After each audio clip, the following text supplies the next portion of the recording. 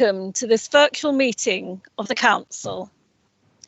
Before we begin today's business, I feel it is only right that we take a moment to reflect on the impact of the coronavirus pandemic across our district. Our lives have changed immeasurably over recent months, and our thoughts and sympathies are with those who have lost family and friends during this time. I would ask members, officers, and those watching our live stream to join me in a 1-minute silence to remember those we have lost during this period.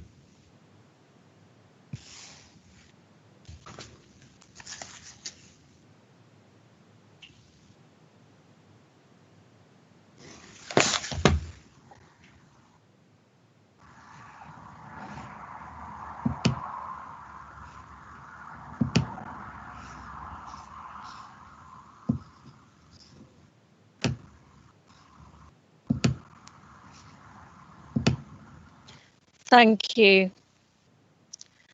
On behalf of the Council, I would like to pay special thanks to our officers who have worked tirelessly over recent weeks, both on the front line and behind the scenes, to keep our district running. These officers have found themselves redeployed into new roles, working remotely from their kitchen tables or spare rooms, whilst homeschooling their children and dealing with their own lockdown challenges. And yet, they have continued to support residents, council tenants, communities, and businesses when they needed us most. We have all had to get used to a different way of working, with both officers and councillors quickly adapting to virtual meetings, held publicly via live streams such as this. So, to ensure democracy can continue and be visible for all, we've had to learn quickly. And things may not always have been perfect, but I am proud of the way that councillors from across the political divide have worked with our officers to respond quickly, with dedication, hard work and compassion. Our challenge now is to learn from the lessons of the last 3 months and find ways to help Babergh recover, whilst continuing to keep everyone safe. By continuing to work together, we can help our towns and communities emerge from this crisis stronger than ever and ensure that Babergh continues to be a district that everyone can be proud to call home. Thank you. Now, before we move on to the main part of the meeting, may I first all remind you of some domestic arrangements. A little different from our normal domestic arrangements. Please ensure that microphones are muted when you are not speaking, that you do not interrupt other speakers. Members are reminded not to use the message chat function during the meeting unless it is to report a pecuniary, non-pecuniary interest or to notify the chair that you wish to make a proposal. If you are attending the meeting to speak and persistently interrupt the meeting, you may be asked to leave. Additionally, you will be invited to speak and ask questions by the chair. Please wait your turn. If members lose connection to the meeting, they must contact the member support officer, Mandy Smith, as soon as possible. You've received the information to enable you to do that. As this is a virtual meeting, you will not need to stand to address the chair. I would like to remind everyone present that this meeting will be broadcast live to the internet and will be capable of repeated viewing. The whole of the meeting will be filmed, except where there are confidential or exempt items. If you make a representation to the meeting, you will be deemed by the council to have consented to being filmed. By entering this meeting, you are also consenting to being filmed by the council and to the possible use of those images and sound recordings for webcast casting and/or training purposes. The council, members of the public and the press may record, film, photograph or broadcast this meeting when the public and the press are not lawfully excluded. I will now move on to the agenda. Item 1, apologies for absence. Thank you, Chair. I've received apologies from Councillor Barrett. Thank you. I will now ask the Corporate Manager for Democratic Services to take a roll call for the members present. Thank you, Chair. Members, please can you reply with present when I call your name? Thank you. Councillor Arthey. Present. Councillor Ayres. Present. Councillor Beer. Present. Councillor Busby. Present. Councillor Carpendale. Present. Councillor Creswell. Present. Councillor Davis. Present. Councillor Dawson. Present. Councillor Fraser. Present. Councillor Gould. Present. Councillor Granger Howard. Present. Councillor Grandon. Present. Councillor Hardacre. Present. Councillor Hinton. Present. Councillor Holt. Present. Councillor Hurren. I think Councillor Hurren is struggling actually to get into the meeting at the moment. So Councillor Jameson. Present. Councillor Lindsay. Present. Councillor Malvisi. Present. Councillor Maybury. Present. Councillor McCraw. Present. Councillor McLaren. Present. Councillor Newman. Present. Councillor Norman. Present. Councillor Nunn. Present. Councillor Osborne. Present. Councillor Jan Osborne. Present. Councillor Owen. Present. Councillor Parker. Present. Councillor Plum. Present. Councillor Ward. Present. Thank you. Thank you. So item 2, declaration of interest by councillors. Are there any declarations of interest? Yes, I probably ought to declare that I'm a director and chair of Babergh Holdings. So when it comes to the cifco part of the meeting, I'll abstain from voting. Thank you. Is that correct way of dealing with it, Jan? Thank you. Can I just interject? Anyone else? I am a director of the holding company. Yes, I mean, we've already noted local non-pecuniary interests for councillors appointed to the council's companies. So Okay. Councillor Holt, Director of Cifco Capital Limited, Councillor Busby, Hinton, Holt and Malvisi, Directors of BDC, Suffolk Holdings Limited. So those are already noted. And you Thank can you. all speak, I've been told. Thank you. Are there any other declarations of interest? Thank you. Okay, we'll move on to item 3 then. Thank you. BC 1939, to confirm the minutes of the meeting held on 26 February 2020 for accuracy only. Are there any issues with accuracy?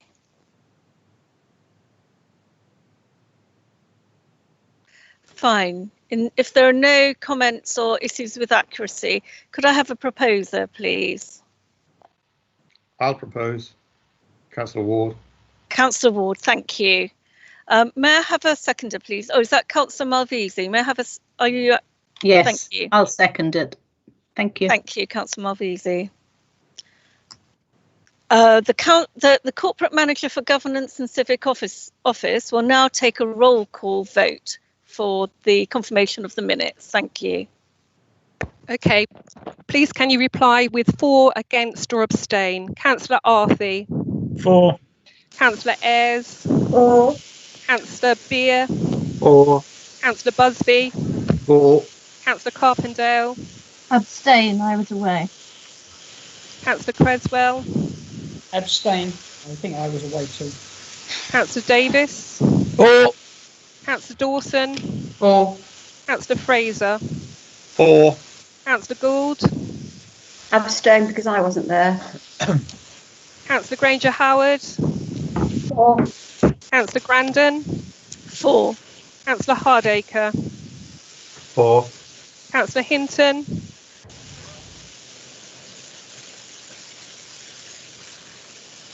Councillor Hinton.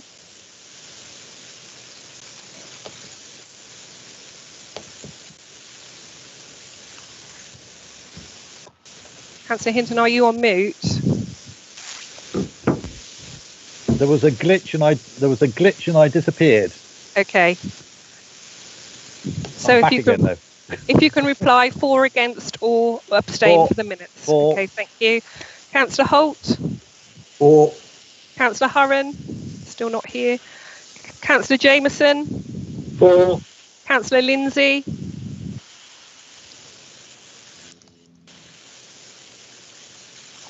Abstain. Councillor Malvisi.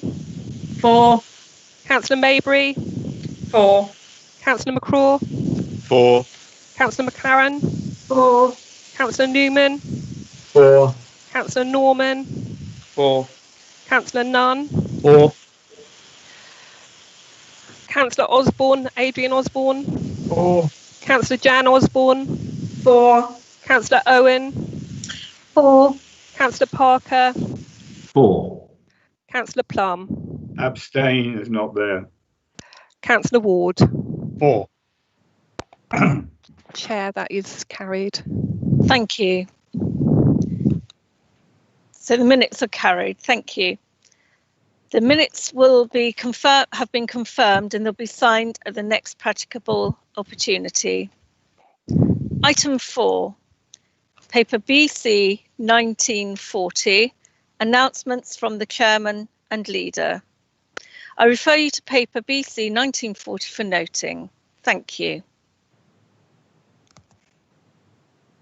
Now I'm going to pay a tribute to former councillor Nick Ridley. It was with great sadness that we learned of the passing on the 31st of March of our former colleague, Nick Ridley. And due to the pandemic and lockdown, this is our first opportunity to pay tribute to Nick. Nick was one of Babergh's most experienced and respected councillors, having served our council as the Conservative member for Brook Ward for 16 years, from 2003 until 2019. During his terms of office, Nick served in senior roles, including as our chairman of strategy, which fulfilled the same role as the leader. He was also the chairman of the council from 2012 to 2014, and served as chairman again in 2015 to 2016. Among the many committees he led, he was chairman of the planning and the regulatory and licensing committees. He was a cabinet member until 2019. He also served as the council's representative on many outside bodies. Nick was a wise counsel and highly regarded by his peers. He gave many of us sound advice. He had a wealth of local government experience, and his contributions to debates in the council chamber were always thoughtful and informed. Many long-standing councillors will have your own personal memories of Nick. I had great respect for Nick. He had strong and forthright views on many matters, and I can recall that on a couple of prominent planning issues, he and I disagreed. But fundamentally, he used those forthright views and his in-depth experience for the good of our district. I also recall once asking him what he enjoyed most about being the chairman. And I was amused to hear that he said, attending the annual Colchester oyster feast, and he went on to regale me with the details of the occasion. Nick was passionate about Suffolk. Nick's dedication to the community and his achievements are awe-inspiring. His daughter Sarah tells me that he was most proud of the Millennium Project at St Edmundsbury Cathedral, which saw the tower built, and other major additions which changed Bury St Edmund's skyline. Nick masterminded this project. To mention just a few of Nick's other achievements, he was a former Deputy Lieutenant of Suffolk, a Justice of the Peace for very many years, and he was awarded the OBE in 2005 for his services to the community in Suffolk. He was previously Chairman of Suffolk Health Authority and a founding father of St Elizabeth Hospice, a charity he supported until his death. And yet, he was a very modest man. One of the many things I will always remember Nick saying to me was that family always comes first. And our thoughts are with Nick's wife, Jessie, and his family at this difficult time. We will now take a minute's silence to pay respect to our friend and colleague.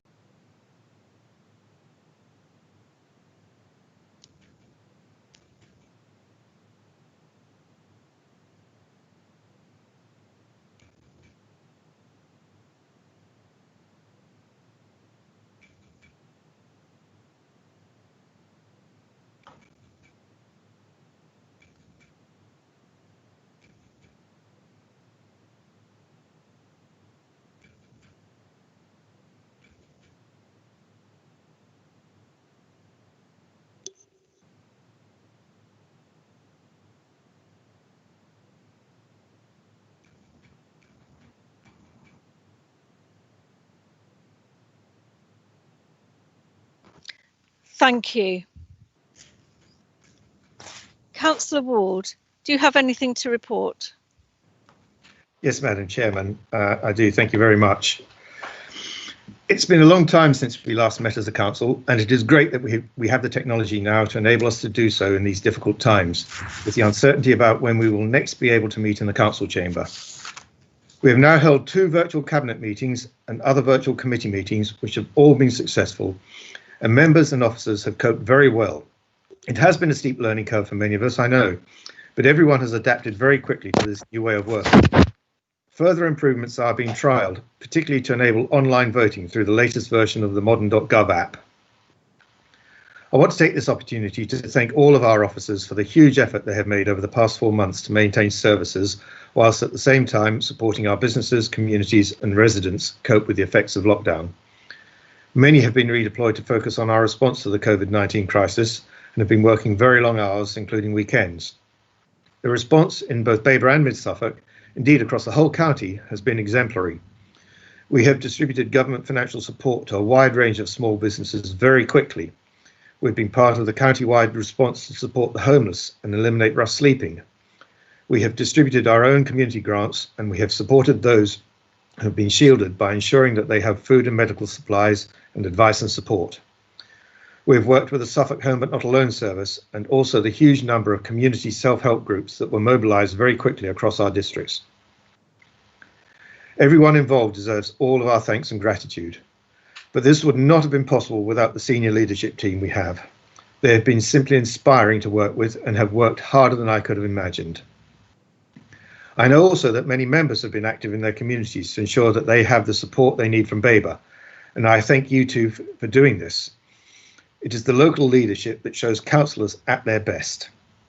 And finally, I'd like to thank the Cabinet for all the extra time they had devoted to the council. They have had many extra briefings to attend and have provided valuable contributions and leadership, and it is a time like this that has shown the strength of our cross-party administration. We are now moving from the response phase to recovery, which will have its own challenges as we focus on giving as much support as possible to our businesses to safeguard existing jobs and provide new ones. We now have to build on the lessons we have learned from this experience and continue to work together to help Babergh recover and emerge from this crisis stronger and more resilient than ever. Thank you. Thank you, Councillor Ward. We'll now move on to item 5, to receive notification of petitions in accordance with council procedure rules. Thank you, Chair. Please be advised that we have received the following validated petitions: 162 valid signatures regarding planning application DC 20-01094 in Chiltern, Sudbury, and 96 valid signatures regarding planning application DC 20-00330 in Boxford. Both petitions will be dealt with through the usual planning process. Thank you, Chair. Thank you. Item 6, questions by the public in accordance with council procedure rules. We have received a question from Mr. Young. Unfortunately, he is unable to be here tonight, so I will read out his question. Question to the Cabinet Member for Assets and Investments from Mr. Young. The Board of Cifco Capital has lost over £8 million since inception in 2017 until 31st of March 2020, according to the company's accounts. This is before COVID-19 really started to impact on property values. How much does the Board of Cifco budget to lose in total impairments to 30th of March 2021, bearing in mind that at the March 2020 rental quarter day, 30% of tenants were experiencing payment difficulties, and they expect the June 2020 quarter day to be even more challenging? Councillor Busby, can you respond, please? Thank you, Chair. The losses incurred by Cifco to date have been in relation to the costs of setting up the portfolio, namely stamp duty and professional fees, equating to approximately £3.5 million, and the reduction in the portfolio value. Acquisition costs are typically in the order of 6.75%, and therefore in the region of 6.75 million will be accumulated as part of the total 100 million investment agreed jointly by Babergh and Mid Suffolk. To date, costs of £3.5 million have been incurred in acquiring the 14 properties owned by Cifco, and as such, it is anticipated that a further impairment of £3.25 million will be incurred once the fund is fully invested. The portfolio was most recently valued on the 31st of March, and as such, this valuation reflects the high level of COVID uncertainty in the market at that point. Property values will fluctuate over time in line with the market, and also as individual assets travel through the valuation curve, with the highest value being at the point that a new lease is granted, gradually reducing as the lease term reduces, and then increasing again when a subsequent new lease is granted. It is not appropriate to predict property values in the future. The cumulative reduction in values since acquisition equates to approximately 4.7 million, representing approximately 8%. Over this time, Cifco has collected 5.5 million of rental income from its tenants, with circa 4.2 million being repaid to the councils as capital and interest charges for the loans. The Board of Cifco are carefully monitoring rent collection and have achieved high levels of rent collection in the market, with over 75% collected in March and over 65% currently collected for the June quarter, with further monthly payments expected over the remaining months of this quarter. In most cases, Cifco is expecting to receive the outstanding rental arrears. However, this may be over a longer period. The board will continue to monitor this carefully to mitigate this impact and manage cash flow accordingly. Thank you, Councillor Busby. Mr. Young has a supplementary question, which I shall also read out. Supplementary question to the Cabinet Member for Assets and Investments from Mr. Young. What is the total sum paid in fees to advisors, officers, and the board member remunerations since inception to 31/3/2020? Councillor Busby, can you respond, please? Yeah, Cifco has incurred costs of 1.3 million since its inception in 2017 to the end of March 2020 for director and professional services fees. Officers don't receive any payments from Cifco. However, the councils do recharge Cifco for officer time and overheads, which provides an additional level of income to the councils, in addition to the loan payments. The total recharges since inception are £110,000. Thank you, Councillor Busby. We'll now move on to item 7. Item 7. Questions by councillors in accordance with council procedure rules. Thank you. Item 8. Paper BC 1941. Overview and Scrutiny Committee Annual Report. I'd like to invite Councillor McCraw to introduce his report. Councillor McCraw. Thank you very much, Chair. I'm just getting my introduction ready for you. Okay, thank you. And I'm very pleased to present my annual report as Chair of the Babergh Overview and Scrutiny Committee. Now, this can be found, as noted, as Agenda Item 8 on pages 33 to 64 of the agenda papers, the body of the report forming the majority of those page numbers.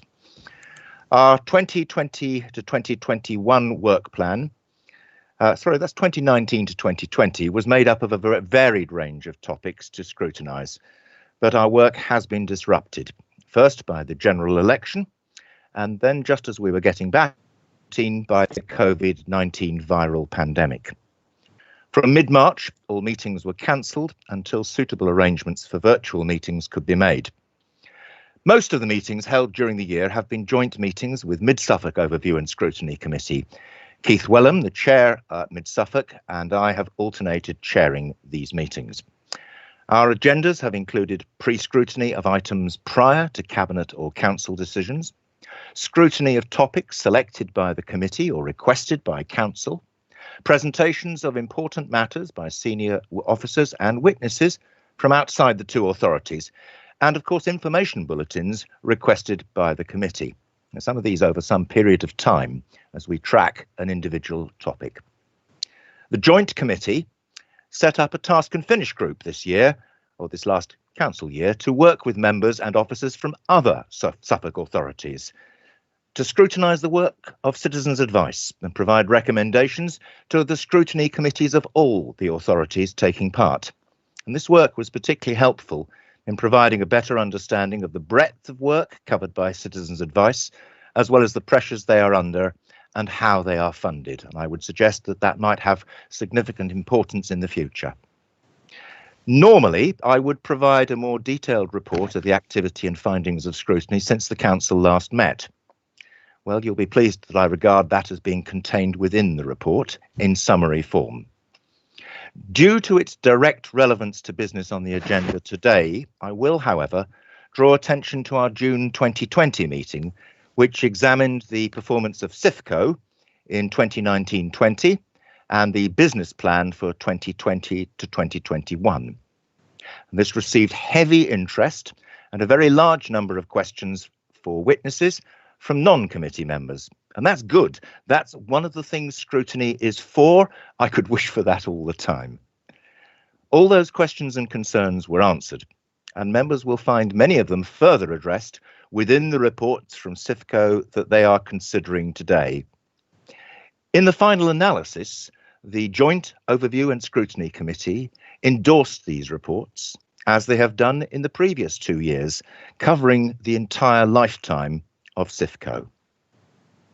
Throughout the year, the committee has acted as a critical friend to officers, to Cabinet, by working with them to investigate improvements to service delivery. We've also continued, I believe, to add value to the Council's decision-making process.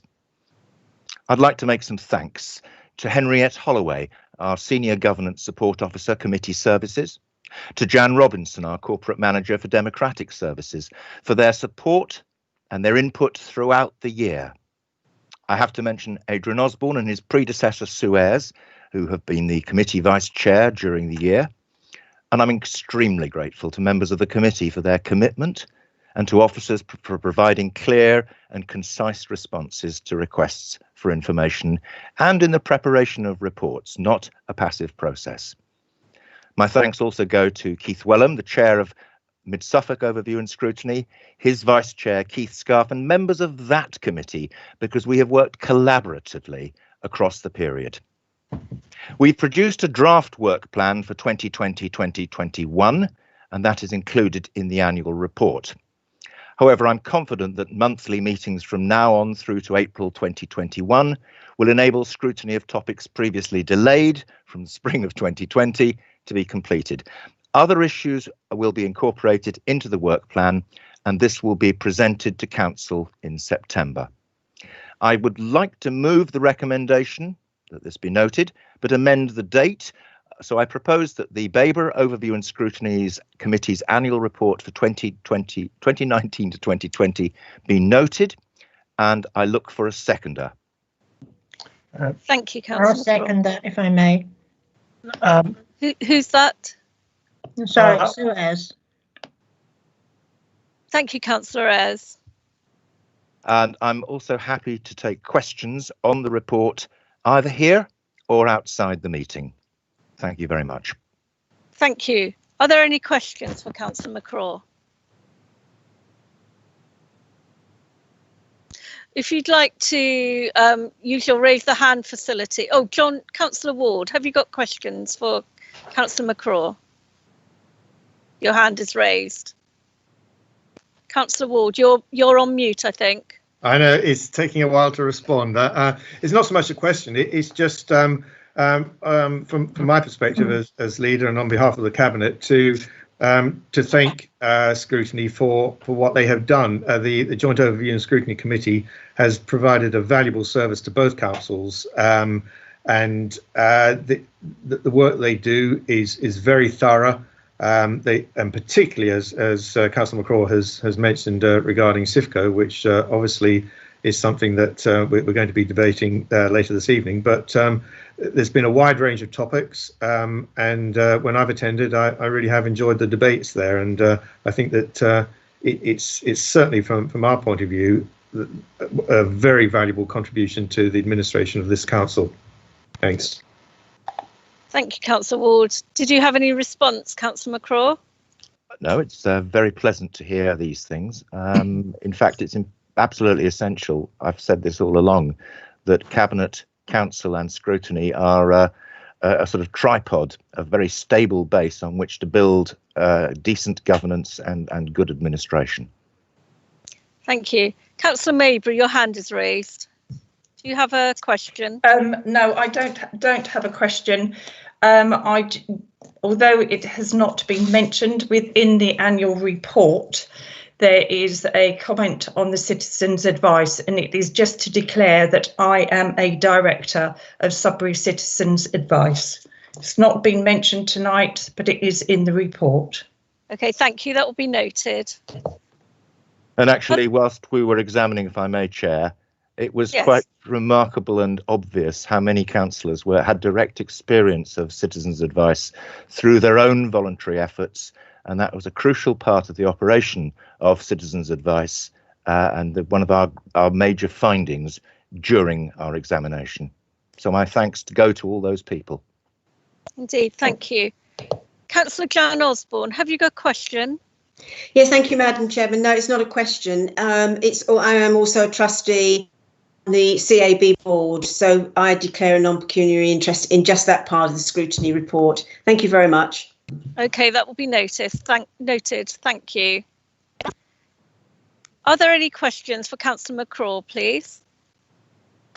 Fine. Councillor McCraw, is there anything else you would like to say or to add? I would like to ask every member to have a very good read of the scrutiny annual report. We spend a lot of time putting it together. We spent a lot of time, and it's only a summary, but if you wanted, and I would say this to any member of the public who might be watching, that if you wanted a good idea of the breadth of activity that takes place within a council and the fact that it's not just a static process, it is subject to constant examination, re-examination, and a search for improvement. Make it work better are the principal guidelines, and that should be the principle for all councils. Read this, please. Thank you, Councillor McCraw. I'd agree with that. Thank you, and the scrutiny report was for noting only. So we'll now move on to item 9, paper BC 1942, decisions taken by the Chief Executive during the COVID-19 pandemic lockdown period under delegated powers in accordance with Part 2 of the Constitution. I would like to invite the Monitoring Officer to introduce the report, which is for noting. Thank you, Chair. I would like to present the schedule of urgent decisions taken by the Chief Executive under his delegated authority to act out of meeting. The decisions were predominantly taken in the early stages of the COVID-19 lockdown to support the Council's emergency response to the pandemic. Thank you. Thank you. Thank you to the Monitoring Officer for that. Paper BC 1943. Special urgent key decisions exempt from call-in taken by the Cabinet Member for Economic Growth during the COVID-19 pandemic lockdown period under delegated powers in accordance with Part 1 of the Constitution. I would like to invite Councillor Ward to introduce the report, which is for noting. Councillor Ward.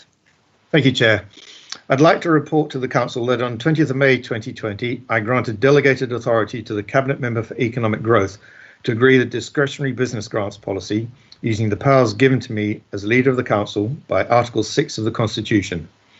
The delegation was given on the grounds of urgency, as the Council was required to agree a discretionary grant scheme quickly and award those grants rapidly to support local businesses through the COVID-19 pandemic. I'm pleased to report to the Council that we have assisted 36 businesses with over £165,000 of funding since this latest business grant scheme was agreed. Thank you. Thank you, Councillor Ward. We'll move on to the next item, 11, to report back on Council motion on climate change. I would like to invite Councillor Malvisi to update members on the actions taken by Cabinet regarding the climate change motion agreed at Council on 23rd July 2019. This item is for noting only. Councillor Malvisi. Thank you very much, Madam Chairman.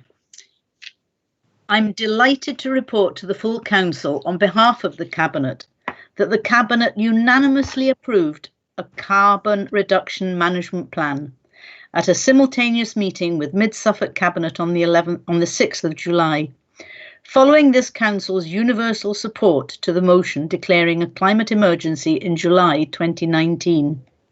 The plan was created by the Climate Change and Environment Task Force, and I would like to take this opportunity to acknowledge the hard work and dedication of the councillors who sat on the task force in preparing ambitious and deliverable proposals for tackling the negative impacts of climate change within our district and reducing the council's carbon footprint. And on behalf of the task force, I wish to thank AD Cassandra Clements and her team for pulling the plan together during the COVID-19 lockdown, a period of unprecedented challenges for all. Councillors are able to view the plan and report that was presented to Cabinet via the link on the agenda. The Cabinet's focus will now move to driving forward the initiatives within the plan, and I hope that we can continue to rely on the support of all members in committing to this plan and making a real difference to the environmental sustainability of our district. Working together is the key to our success. Thank you, Madam Chairman. Thank you, Councillor Malvisi. Councillor Hinton, I believe you've got your hand up. Is there something you wanted to say?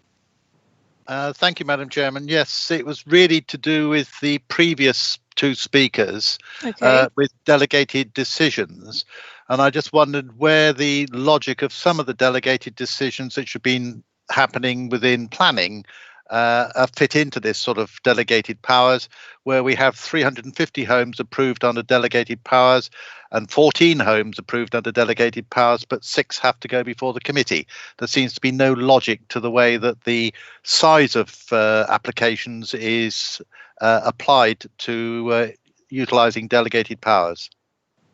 Okay, Councillor Hinton, the monitoring officer is going to reply on this. Thank you. Thank you, monitoring officer.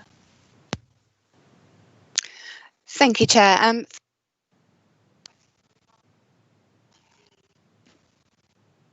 think you're on mute. Sorry, Chair, my controls were playing up there, so hopefully councillors can hear me now. First, I'd just like to remind councillors that decision notices for any decisions taken under delegated authority are published on the council's website. And those decision notices include reasons for decisions. In terms of the delegations used by the Chief Planning Officer, he has made a assessment of the planning applications coming through the pipeline and determined which of those are suitable for to be determined under delegation and which need to go to planning committee. And I think probably it's best for Councillor Hinton to perhaps approach the Chief Planning Officer to gain more detail in how that judgment has been made. Thank you, Chair. Thank you to our monitoring officer.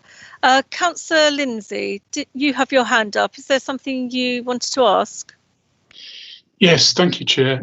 It was just on the report on the climate change recommendations.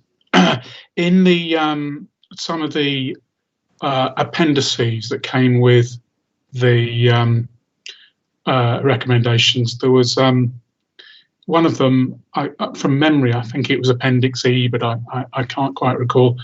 There was a column saying Cabinet, and there was various items that said agreed or not agreed, and a few comments. But that was before the Cabinet had met formally in public. Those comments seem to have... So various items were kicked out, it seems like, by the Cabinet before the Cabinet had officially met as far as the public's concerned, and so before the public could see what they were doing or could even ask questions. So can I just have some clarity on is there some secret Cabinet meeting that happens before the real public Cabinet meeting? Or why was a lot of the proposals agreed or not agreed before the Cabinet had even met? Thank you. Madam Chairman. Councillor Marvisi, is this something you would like to answer, or Councillor Ward? You're on. Councillor Marvisi, you're on. Okay, I don't have the Schedule E to hand, and I confess I don't know how to call it up with everything else that's going on my screen. But if Cassandra Clements is available, maybe she can respond. The monitoring officer is going to intervene here. Could we hold on a moment, please, for the monitoring officer? Okay. Thank you. Okay. Thank you. Thank you, Chair. I just wanted to kind of comment here. So firstly, strictly speaking, the question is out of scope of the item today, but I understand that you're going to allow this to go ahead under your discretion as Chair. Questions should strictly be to the information delivered by the Cabinet member in their report to Council. That being said, I would like to allay any concern that there is any predetermination in the work of the Cabinet. Of course, all decisions have to be considered on its merits and on the basis of the information that's presented to the Cabinet on the day of the meeting. However, like any meeting, recommendations are made. So there will always be an opportunity for alternative proposals to be developed by the officers with the relevant Cabinet members ahead of the meeting. So I hope that allays any concerns that any councillors have got that there's any form of predetermination in that kind of practice, Chair. Thank you. I think it's fair to say that it was a fair and open Cabinet meeting where questions were allowed, non-Cabinet members could attend and they could put questions to us. Thank you, Councillor Marvisi. I think we'll move on now. Thank you. So item 12, paper BC 1944. Local Development Scheme Update. I would like to invite Councillor Arthey to introduce paper BC 1944 and to move the recommendation in the report. Councillor Arthey. Thank you, Chair. Yes, the Local Development Scheme, the LDS, is a document that councils are legally required to prepare and maintain, and it shows the local authority's work programme for the preparation of development plan documents.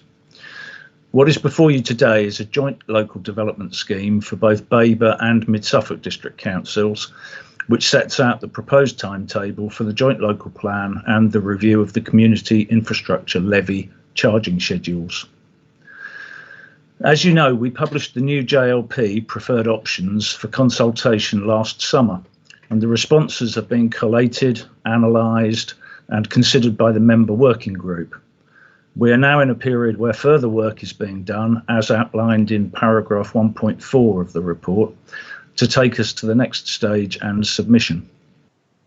Whilst the LDS identifies a broad timescale by season, you will see at paragraph 4.2 of the report that the council meetings are proposed, that's both councils, meetings are proposed for November 2020, followed by a statutory minimum 6-week public consultation, before submission of the joint local plan to the Secretary of State and for an examination in public. There are statutory periods in the production of the new JLP which cannot be shortened, but I have done everything I can to ensure the new local plan will be delivered as soon as possible. The LDS timetable is tight but achievable, subject to the necessary caveat at paragraph 1.5 of the report. I'm happy to take any questions, but if they're on more detailed points, I may refer to Robert Hobbs or even ask for a written response later. I propose the recommendation that the LDS is agreed and brought into effect from the 31st of July 2020. Thank you. Thank you, Councillor Arthey. May I have a seconder, please? Yes, I'll be happy to second that, Madam Chairman. Thank you, Councillor Beer. Thank you. So we'll now move on to questions and debate. Councillors may ask as many questions as they wish. However, they must be relevant to the subject under discussion and must be a question. When we get to the debate element, councillors will only be allowed to speak once for 3 minutes, and this will be timed. So I open to questions. Thank you. Has anyone got any questions they would like to ask of Councillor Arthey on the development scheme? Councillor Hinton.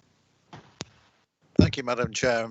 It's a question really concerning the structure within the LDS. What is there built into it to allow for the current raft of changes to planning policy that are coming out from central government? For instance, today we saw that the likelihood is that you can build two-story extensions without applying for planning permission, etc.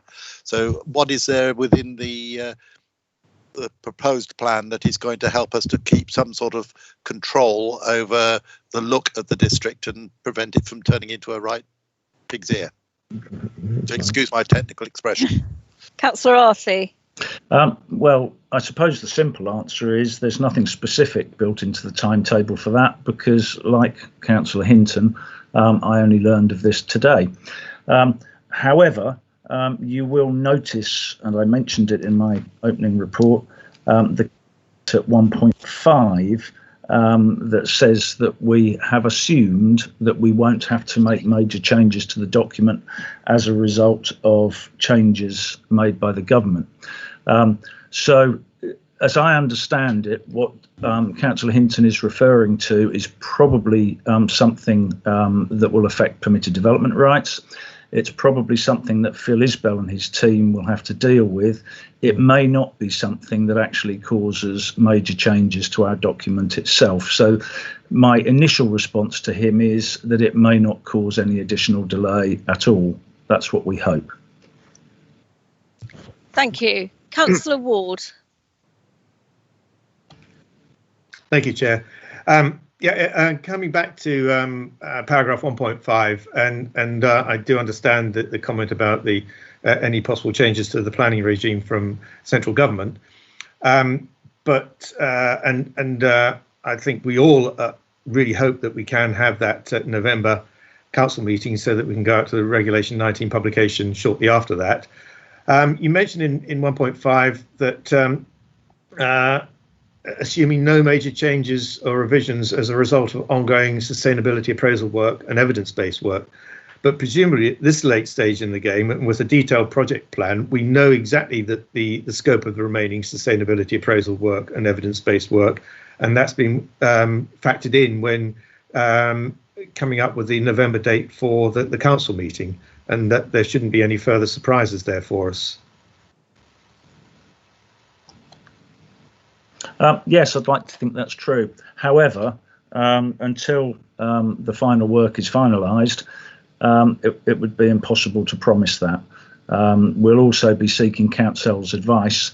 Obviously, we have to have a sound plan when it's submitted, but I would like to think that Councillor Ward is right, and that there won't be any further delays as a result of that work.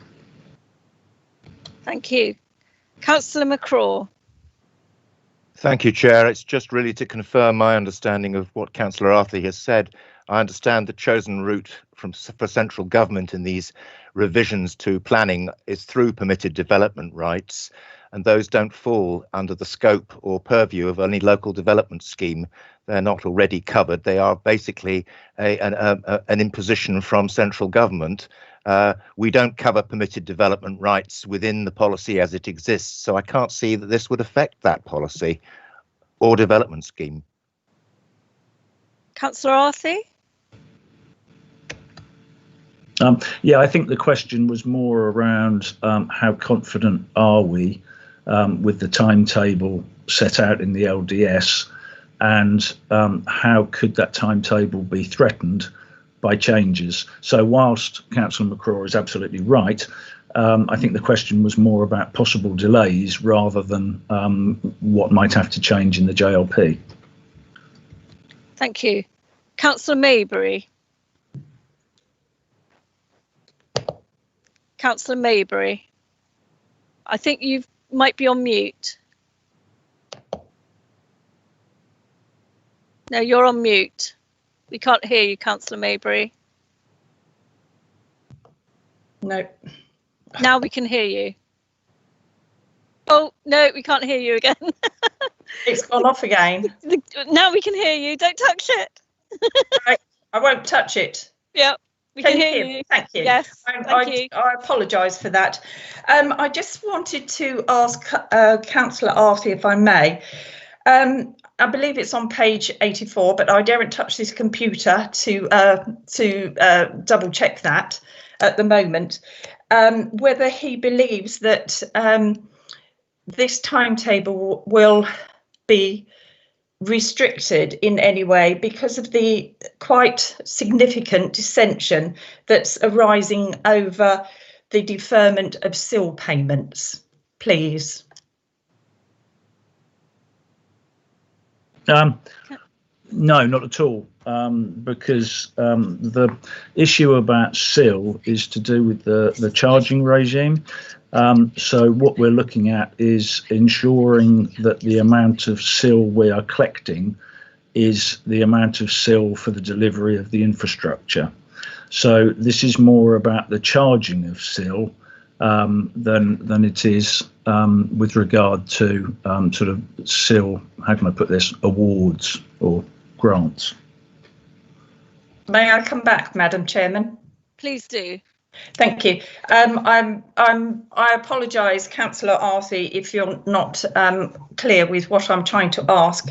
I believe that there is a lot of dissension about the deferment of the payment to particularly parishes of CIL.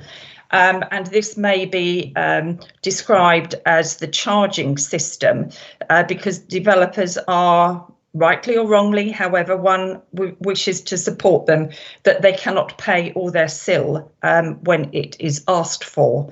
And I'm wondering whether any consultation would bring those dissensions from parishes to the fore, which might alter the timetable. No, it won't. It won't affect the LDS. I think. I'm sorry if I misunderstood. I think I know what Councillor Maybury is getting at now, and that's more to do with the SIL review, the framework review, which will take place later on this year. And if she's referring to Lavenham, which I think she might be, I have already undertaken to make sure that this is included in the framework review later on this year. Thank you. Any further questions? Councillor Davis. Yeah, thank you. My understanding is we went through the SIL review when it first came out. Everyone was very clear on the procedure. Everyone really understood how the developers would pay, and it would come in stages. So I'm not really sure what the relevance of this is now. Yes, when the review comes in, everyone will be able to have their say.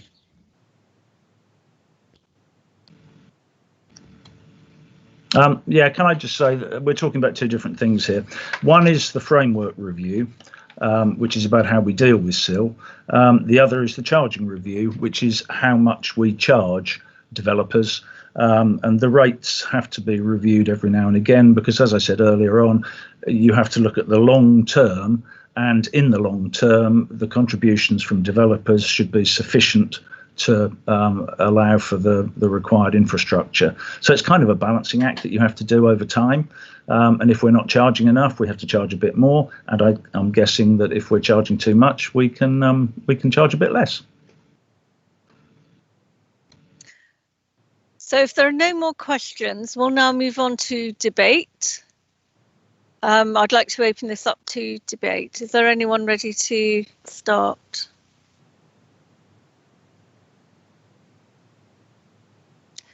If everyone is content, we could move forward, but otherwise, is there anyone wanting to speak? In that case, if we're not going to proceed further with debate, I'll now ask the corporate manager for Governance and Civic Office to take a roll call vote. I think Councillor Lindsay would like to speak first. Oh, Councillor Arthur. Sorry. Sorry. Yes, Councillor Lindsay. Sorry, I was late. That's all right. Yeah, no, I was quite late to the game. It was just to, on a procedural point. Sorry to kind of, you can shoot me down, but if everyone's, can we do it in terms, rather than going through a roll call? If anyone has any objections, they raise their hands, and then we have to do a roll call. Otherwise, we just approve it. Would that be fair, or is that not allowed? I'm just trying to save time, but I'll ask the monitoring officer. I think we have agreed that we're going to do a roll call, so I think we'll leave it with a roll call. So, is there anything else that you wish to say, Councillor Arthur, before we move on to the roll call? Well, yes, I suppose I ought to, really. I think I said earlier on, and I've said before, that I'm absolutely committed to delivering the new JLP as soon as possible. And in striving to do that, I ought to really say a few thank yous. First of all, to Rob Hobbs and his team for all of their work. A thank you too to Phil Isbell for the extra help that his teams have provided, and to Tom Barker and our Chief Executive Arthur Charvonia for their continued support in meeting what has been quite a challenge to try and keep to timetable. So that's just a thank you to all of their help. Thank you, Councillor Arthur. In that case, we'll now move on to the roll call on this scheme update, local development scheme update. So we'll now proceed to that. Jan, can you do the roll call, please? Thank you, Chair. Can members please reply for, against or abstain? Councillor Arthey. For. Councillor Ayres. For. Councillor Barrett. Oh, sorry, she's not here. Councillor Beer. For. Councillor Busby. For. Councillor Carpendale. For. Councillor Creswell. For. Councillor Davis. For. Councillor Dawson. For. Councillor Fraser. For. Councillor Gould. For. Councillor Granger Howard. For. Councillor Grandon. For. Councillor Hardacre. For. Councillor Hinton. For. Councillor Holt. For. Councillor Hurren. For. Councillor Jameson. For. Councillor Lindsay. For. Councillor Malvisi. For. Councillor Maybury. For. Councillor McCraw. For. Councillor McLaren. For. Councillor Newman. For. Councillor Norman. For. Councillor Nunn. For. Councillor Osborne. For. Councillor Jan Osborne. For. Councillor Owen. For. Councillor Parker. For. Councillor Plum. For. And Councillor Ward. For. That is unanimously carried, Chair. Lovely, thank you. Yes, so that was a unanimous vote. Thank you. And we will continue having these roll call votes until we have another scheme set up. So councillor appointments, item 13. Are there any changes to placings? So we'll carry on. There are no placements to changed.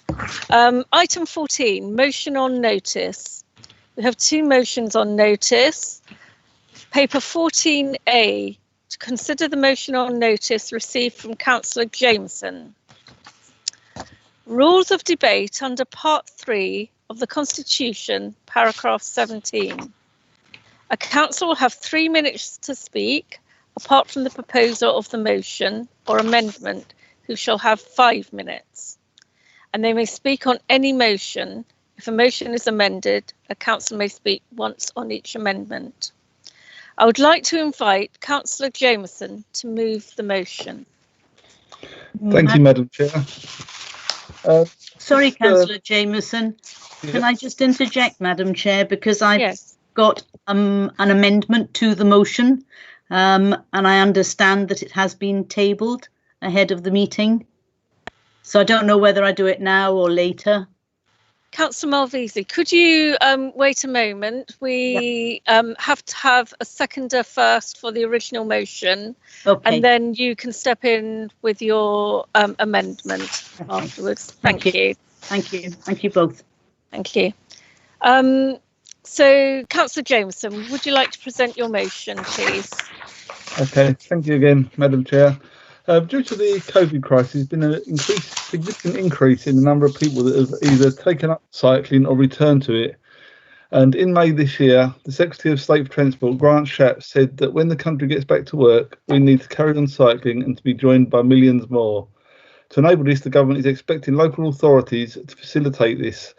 The government therefore expects authorities to make significant changes to their road layouts to give more space to cyclists and pedestrians. Further to this, the government released a paper earlier this year, decarbonising transport. And in this paper, the government set an aim to double cycling activity per person per year, and has set an ambition to make cycling and walking the natural choices for short journeys. With £1.2 billion already invested in active travel and another £1.2 billion of funding planned, we need to take our active travel responsibilities seriously. In fact, the Active Travel Survey published in 2019, the proportion of people cycling in Babergh for just once a week was only 9.7%, which is the worst in Suffolk. The motion before you will help the council meet these ambitions, and we're looking for the council to endorse the government's goal to ensure there's a permanent shift in the number of people choosing to cycle or walk. Using this goal as a guide, the council will ensure there is a officer resource to produce a cycling strategy in conjunction with Suffolk County Council as the transport authority that will be reviewed on a predetermined timescale, for example, every 3 years. This strategy will include a prioritised costed list of routes across the district that include existing and proposed cycle routes and different types of cycle route provision. The officer will be an automatic cycling consultee on planning applications and will seek funding through Section 106 money. At the next review of the Community Infrastructure Levy, the funding of the cycle infrastructure will become an eligible project. And to support S106 and SIL bids, the council will work with partners on supplementary planning guidance to seek developer contributions to link settlements to nearby towns and key service centres with safe, sustainable, active travel. We're also asking for the strategy to look at identifying existing gaps in the cycle network, identify opportunities to work with partner organisations, including parish councils, businesses, residents and local community groups, identify specific issues that require improvements to enhance the wider cycle network, improve facilities for cyclists to encourage greater cycling for leisure as well as commuting, looking to ensure funds for cycling and walking routes and cycle infrastructure as agreed in the drawing up of new SIL S106 agreements, and to provide high quality, secure and sheltered cycle parking facilities for our leisure and fitness centres, recreation grounds, car parks, shopping centres and open spaces, and to have adequate cycle parking, including e-cycle charging points. So this is the motion that I'm presenting today. Thank you, Madam Chair. Thank you. Can I have a seconder? Councillor Davis? Yeah, I'd like Chair, to second. Sorry, just a quick query. So, I understood that we'd accepted the amendment that was proposed. Yes. So why are we reading out the old one? This is for the procedure. Thank you, Councillor Lindsay. We will be moving on to the amendment in the right order. So, Councillor Davis, are you seconding the original proposal, please? I am seconding that original proposal, and I'd like to reserve the right to speak a little bit later, please. Thank you, that's fine. So, Councillor Malvisi, I believe you do have an amendment that you're tabling. I do, Madam Chairman. Thank you very much for giving me the opportunity. I'm proposing an amendment to the motion, and I understand that all councillors should have received a copy or have a copy in front of them. And with the chairman's permission, I believe a copy can be brought up onto the screen for those viewing our meeting online. It's the wrong one. Yeah, it is the wrong one. Yeah. And now there is an error in the very first paragraph where it says Babergh District Council endorses the government's goal to ensure there is a permanent shift in the numbers of people choosing to cycle and walk full stop. The as opposed to using a car shouldn't be there, doesn't need to be there. Thank you. Is there anything else you'd like to add with regard to that, Councillor Malvisi? Unless you want me to go through my introduction for my amendment. Well, I think as we've got it up on the screen, I think that will probably be acceptable. Could we have a seconder, please, to the amendment? Yes. Thank you, Councillor McLaren. Sorry, I'm having trouble with the buttons. I think a lot of people are today. Sorry about that, because I brought myself up in time. Yes, I'm very pleased to second this motion on the revised motion by Councillor Malvisi. As a ward member in Shotley Peninsula, this subject is of great importance, especially to us, and the benefits we would have from a travel action plan on a 3-yearly update would be well accepted. Thank you, Madam Chairman. Thank you, Councillor McLaren. Councillor Jameson, do you accept this amendment? Yes, I am more than happy to accept the amendment. I'm pleased that Councillor Malvese has kept the bulk of my original motion, and also pleased that she's highlighted that it's walking and cycling as well that we're looking at, and an omission on my part. And I was particularly excited that she's included a couple of bullet points at the end, particularly around quiet neighbourhoods and looking to create pedestrianisation and traffic areas within our town centres. I think these will revitalise places like Hadley and Sudbury, allowing our residents to spread around the area. These things have been demonstrated to work in places like Waltham Forest and are being adopted in other areas. So to get our focus away from the car and back to residents is a good thing. So yes, I'm very happy to accept the amendment. Thank you very much, Councillor Jameson. Can I just point out to all councillors that this is an action plan as opposed to a strategy, so it's something that we want councillors to acknowledge, accept and pass so that we can actually put it into effect. Thank you. Fine. So first of all, I'm going to go to Councillor Davis to check that he's happy with the amendment. I am extremely happy with the amendments. I think this is a wonderful example of cross-party working together for the benefit of our communities. To Councillor Malvese. And yeah, I think I agree with Councillor Jameson that a couple of additional points and strengthening the wording. I think Councillor Malvese and Councillor McLaren have done an excellent job. And of course, being a Peninsula councillor myself, I think you've gone on silent. Have you gone on mute?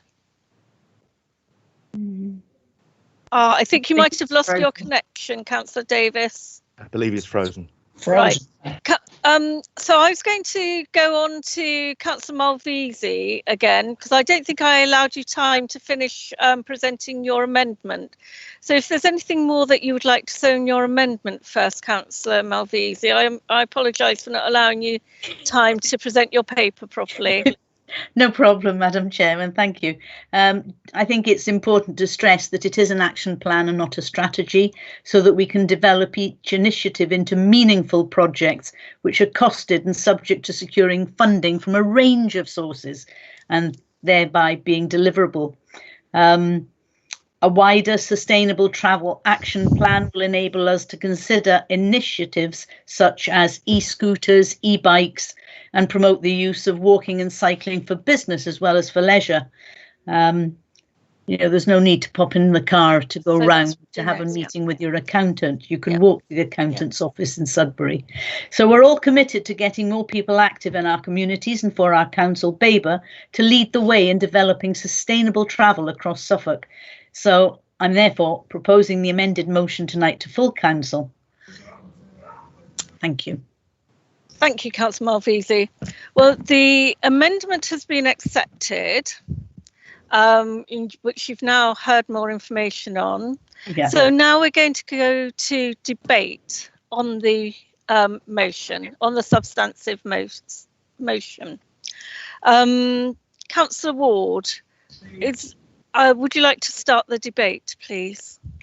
Thank you, Madam Chair. And I'm very pleased that this amendment has now become the substantive motion, because, as Councillor Davis has said, it does show the power of all of us working together to improve something that's come before council. I'm also pleased that as an action plan, it does identify how we can address issues of funding and also working very much with other partners and agencies, particularly Suffolk County Council, who will be instrumental in helping us to deliver some of this. I'm also pleased that it isn't just focusing on the urban areas, Shotley, Hadley, because they're obviously easier to implement cycling strategies there, and new facilities for cyclists. But picking up on what Councillors McLaren and Davis has said, it will help with areas such as the Shotley Peninsula, which is a very rural area, but very popular with tourists and residents for cycling. And I know because all of the members of the east of the district, we did meet up some time ago to discuss issues relevant to the east of Babergh, and this cycling was one of the key things, and having a joined up network of off-road cycleways that link the major communities on the peninsula with ultimately with Ipswich is something that I know is desired very much, and I think this is going to go a long way to help try to achieve that vision. Thank you. Thank you, Councillor Ward. Unfortunately, Councillor Davis, we lost your connection earlier, so we had to move on. But is there anything you'd like to finish saying, Councillor Davis, that you didn't have an opportunity to do previously? I'm not sure how much you heard. I don't know when I was cut off in my prime. But listening to what Councillor Ward has just said, I think you got the gist of what I was saying. So yeah, as long as everything is still in place in terms of Councillor Jameson's motion and me seconding it and agreeing with it is indeed. McLaren. Thank you. Yeah. Well, we'll continue with debate. Councillor Hinton, you have your hand up. Yep, thank you, Madam Chairman. Yes. Laudable all that the plan is in terms of trying to reduce dependency on cars. One of the things that does concern me is the fact that it doesn't take into account at all anything even using the 2011 census, which are the last figures that we have available, which show that over 25% of the population of Babergh is over 65, and that 17% have some sort of medical problem that they're concerned about. So aren't we just sort of trying to put something together for a section of the population that is already mobile and doesn't really need any assistance? And I note that you mentioned earlier on about the e-scooters. Well, until the law is changed, they're illegal anyway. So I hope we're not going to be promoting those down our cycleways, because they're illegal on footpaths and roads. But we ought to be looking at the results from the next year's census, the 2011 census, to try and find out what is happening to our population. Because I don't know about your villages, but mine's getting older and older, and I feel it as well as everybody else in my constituency. Thank you, Councillor Hinton. Councillor Carpendale. Thank you, Chairman. I'd just like to say I'm really pleased to see the wording is now an action plan rather than a strategy, because it does imply that we actually do something. Also, I endorse very much what Councillor Ward's comments were about perhaps developing something special from the peninsula, a cycle track perhaps through to Ipswich, and also something that would really help the tourist economy. It is something that those of us in the east discussed and were very pleased to agree on. So again, this is a cross-party idea we've come together with, so very much applaud this. Very pleased to see the amendment as well as the original proposal. Thank you, Councillor Carpendale. Madam Chair, point of order. Yes. I believe somebody has got a microphone still open, and we are getting feedback from their microphone, their speakers, back into the microphone, and that's applied to the last few speakers. So could the last speakers please turn off their speaker, the microphone? Could you go to mute? Please, could you go to mute if you're not about to speak? There's a horrible suspicion, there's a horrible possibility, Chair, it might be yourself. Ah, that could be true. Okay. And Councillor McLaren appears to be on as well. That's better. I'm just thinking that it's easy to do, particularly with the buttons not working. Yes, indeed. Thank you. And I've actually got you down to speak next. Was there something that you wanted to say apart from I just wanted to address. our microphone I just duty? wanted to address a slightly ageist point produced by Councillor Hinton as a 63-year-old active cyclist who has never driven. And when the time comes that I cannot use a cycle, I will shift to an e-bike. Carefully. Thank you, Councillor McCraw. Councillor Gould. Thank you, Madam Chair. Councillor McCraw has actually just said what I was going to say. I don't for 1 minute think that Councillor Hinton was being ageist, I'm sure. And as just a tad older than Councillor McCraw and still a very enthusiastic cyclist, I think, you know, it's wrong to make the assumption that anybody of a certain age isn't safe on a bike and shouldn't be on a bike. And also, as a Shotley Peninsula Ward councillor, I absolutely want to agree with what Councillor Davis has said and the other councillors, that this is a good piece of work that is cross-party. We had that the Shotley Peninsula is an interesting area with basically one arterial road down to Shotley. We had an incident today, an accident. That arterial road is closed, cars stacking up down the lanes. Get them out of the cars, get us on our bikes, get us walking. So thank you, Madam Chair. Thank you, Councillor Gould. Councillor Maybury. Thank you, Madam Chairman. I was just going to add to this. Clive Arthur, Councillor Arthur will support me in this. We have in our ward a gentleman of 99 who is still riding his bike. Oh, it's very impressive. Councillor Fraser, I believe you had your hand up. Yes, thank you, Madam. You're a keen cyclist. Yeah, I am a keen cyclist. I suppose I did a little bit of fat burning this morning before working at home. I'd like to applaud Councillor McCraw as well. I'm 53 and I'm already considering my next e-bike, though for mountains rather than the road. I totally applaud this motion and the amendment.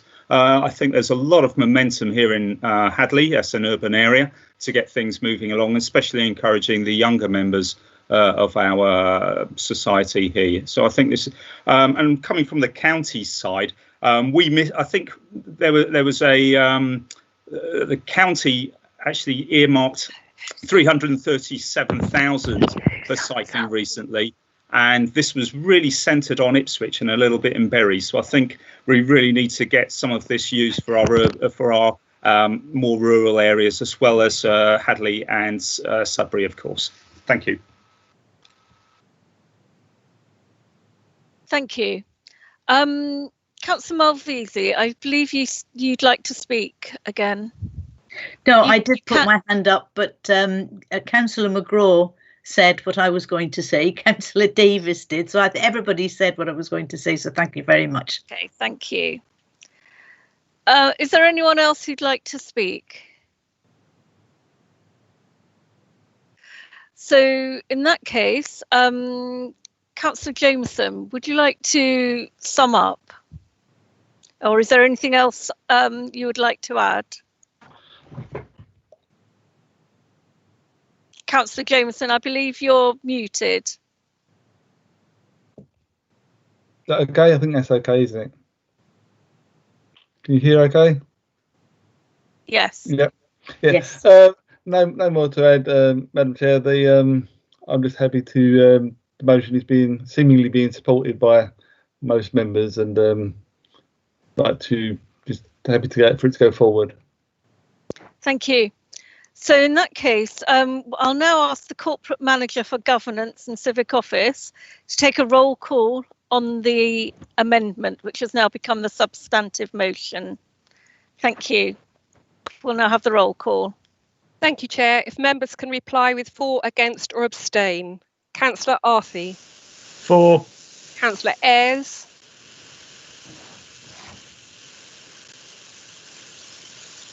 Councillor Ayres, are you there?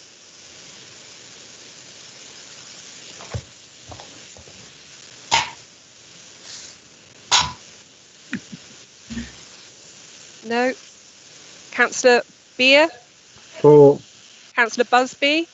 For. Councillor Carpendale. 4. Councillor Creswell. 4. Councillor Davis. 4. Councillor Dawson. 4. Councillor Fraser. 4. Councillor Gould. 4. Councillor Granger Howard. 4. Councillor Grandon. Councillor Hardacre. 4. Councillor Hinton. Abstain. Councillor Holt. 4. Councillor Hurren. 4. Councillor Jameson. 4. Councillor Lindsay. 4. Councillor Malvisi. 4.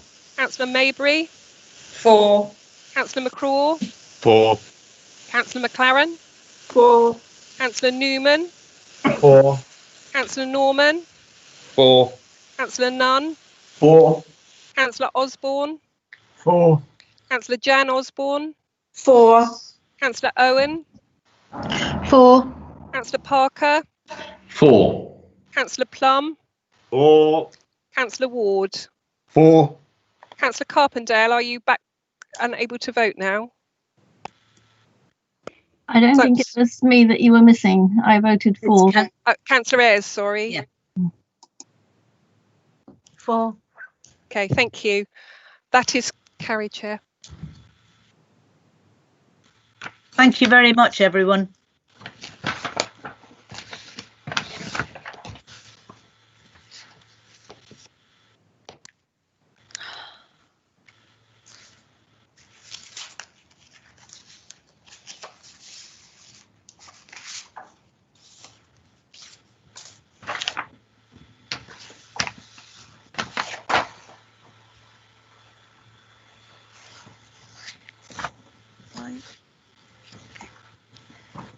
Thank you. So we'll now move on to item 14B, our second motion of the evening. To consider the motion on notice received from Councillor Lindsay. I would like to invite Councillor Lindsay to move the motion. Councillor Lindsay. Thank you, Chair. I know a lot of time and energy and money has been spent on cifco, and with the best of intentions by councillors and officers. So it's really quite, I can understand, it's quite psychologically difficult to stand back and, as I'm asking you all to do, and ask, is it really worth carrying on? Or are there better things that the council could put its money to? There's always the fear that if we stop now, we're admitting that we made a mistake. And doesn't that make us look bad? The sunk costs fallacy is well known in business, and quite often people end up pouring good money after bad because of that psychological commitment made in the past and the fear of admitting a mistake. But because we spent a lot of time and energy on something, doesn't mean we need to keep doing that thing if there is a better way of doing it. Let's not do that with cifco. Yes, pre-pandemic, we got some good income from it, and I've no quibble with the way it's been managed by officers and councillors. But building housing within the district will give us a more secure income than the volatile commercial property market, with or without COVID. And there are at least 3 other benefits available for investing in housing in the district, not available from cifco. One is providing homes to meet genuine housing need in the district. And profit from sales of market homes can be used to build council or social houses, as many other councils around the country are doing now at this moment. 2, by building locally, we're putting money back into our local economy rather than spreading it further afield for other people's economies to benefit. And 3, perhaps most importantly, building houses counts towards our 5-year land supply. So we at last take some control of over our own housing supply, rather than leaving it all to the private sector to try to meet local housing need. Now, private developers build for profit. They don't build for need. In our district, we have the example of the Lavenham Community Land Trust, which identified land in their own village, a former highways depot, and built houses to a far better insulation and environmental standards than building regs require. Now, if a village can identify sites and build to a better standard in a relatively short time scale, which is a couple of years, then it shouldn't be beyond the wit of a whole district to do the same with all the expertise we have here and the access to data, the access to land. At the moment, all the time and effort we are putting into cifco, identifying assets in far-flung places, drawing up and agreeing business plans as we are today, debating it in scrutiny and so on, is time and energy we could be spending identifying sites for homes in our district and building them. Because it may take some time to build, is all the more reason to get on with it without delay, not to refuse to do it at all and to focus on commercial property miles away. We already have the vehicle for doing this with Babergh Growth, the joint venture with Norse, but at the moment that's solely focused on developing the old headquarters in Hadley. So by leaving it entirely to the private sector to build homes in our district and try to meet need, we are shirking our responsibility to our citizens. So I urge you to overcome the fear of change, that sunken cost fallacy, and support the motion. Thank you. Thank you, Councillor Lindsay. Do you have a seconder? Yes, I believe it's Councillor Cresswell. Councillor Cresswell, are you there? Are you able to second this? Yes, I'm able to second it, Chair. And can I speak later, please? Yes, you can. Thank you. Thank you. So we will now debate the motion. Can I open it up for debate, please? Would anyone like to start? Councillor Busby, would you like to start the debate? Thank you, Chair. Yeah, it seems like a good idea to be investing in housing, but as Robert said, we do have the mechanics to do that. That is Babergh Growth. That is their responsibility. So we are doing what you requested. The difference between investing in housing and investing in occupied property is that if we start to build houses, we're going to have to borrow money to buy the land, to get the thing through planning application, through design, and then construct, which means that we will be incurring interest charges well in advance of receiving any funds, putting even more pressure on our general account. The advantage of investing in corporate property is that immediately we start receiving income through rental. So you're going to make the general accounts worse than it could be. The other point is that if we continue our planned investment, the portfolio will be diversified even further, which will reduce the terms of exposure. So that will help as well. We have to be careful of throwing away something which is generating income. It has helped us in the last couple of years. It will help us in the years to come. There are opportunities, and there may be even better opportunities for acquisitions in the coming months.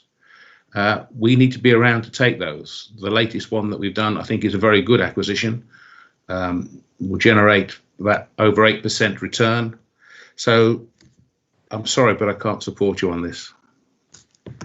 Thank you, Councillor Busby. Councillor Jan Osborne.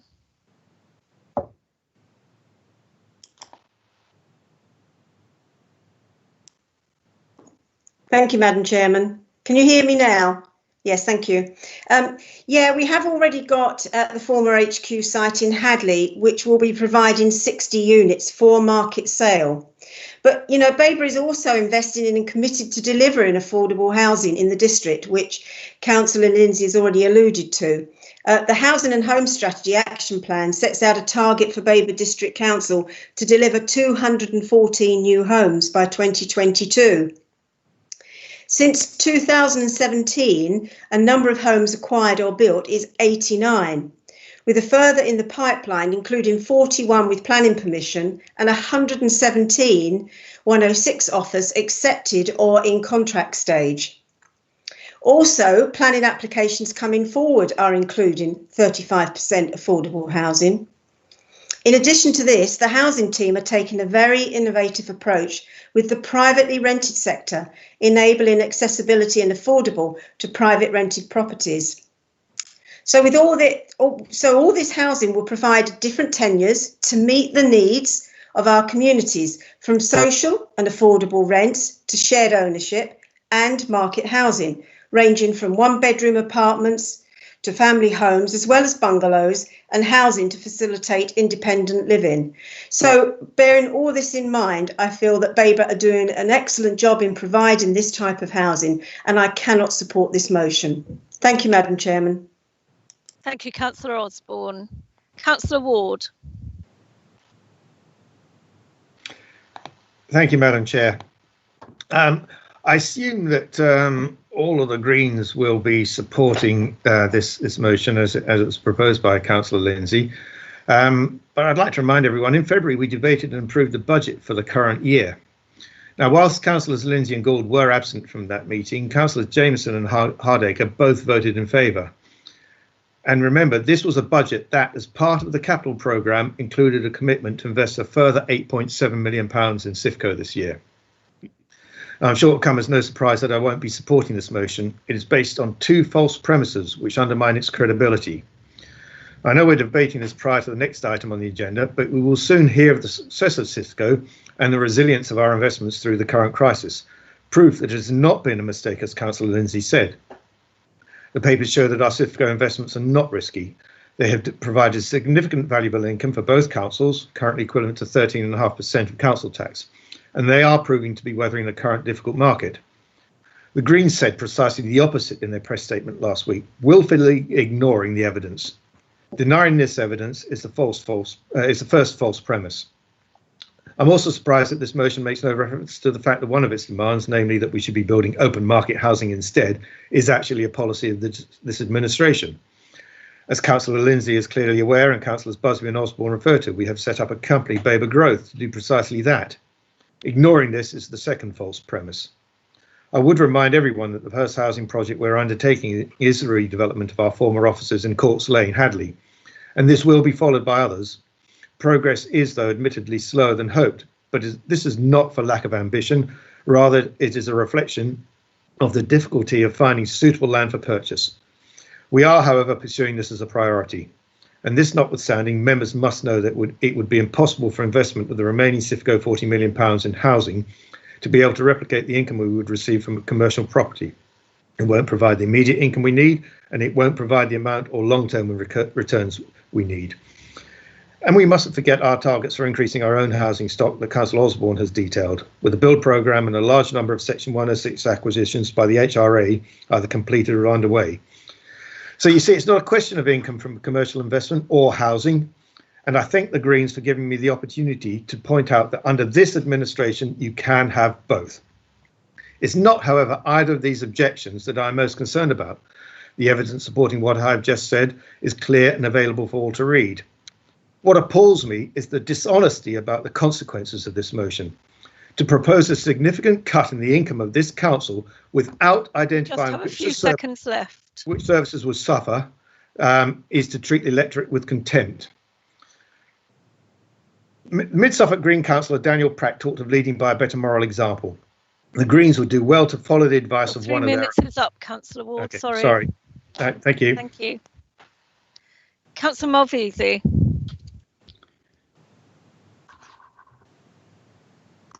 Thank you, Madam Chairman. I'm a bit uncomfortable with this motion because I've gone and voted for something else, you know. Because no man is an island and we're interdependent. We need each other.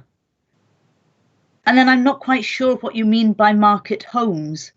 You're asking us to sign off to spend taxpayers' money on building property and then selling it to property investors, which is not what I signed up to as a councillor. It states quite clearly, I think, here I can see Councillor Lindsay shaking his head, market homes suitable for investors to purchase for means of private rent. That's using taxpayers' money, and I'm very resistant to spending taxpayers' money to line the pocket of some property investor. I know we're property investment, but we've borrowed the money to do it as a council, to earn money for a council, and we earn the money immediately, as opposed to building new homes will take 5 years. Buying the land, planning, getting a developer, getting a builder to build, and then who's going to take the responsibility for actually managing the project of building those homes. So I'm afraid I'm not yet convinced on this motion. Thank you very much, Madam Chairman. Thank you, Councillor Marvisi. Councillor McCraw. Thank you, Chair. Interesting debate, interesting discussion.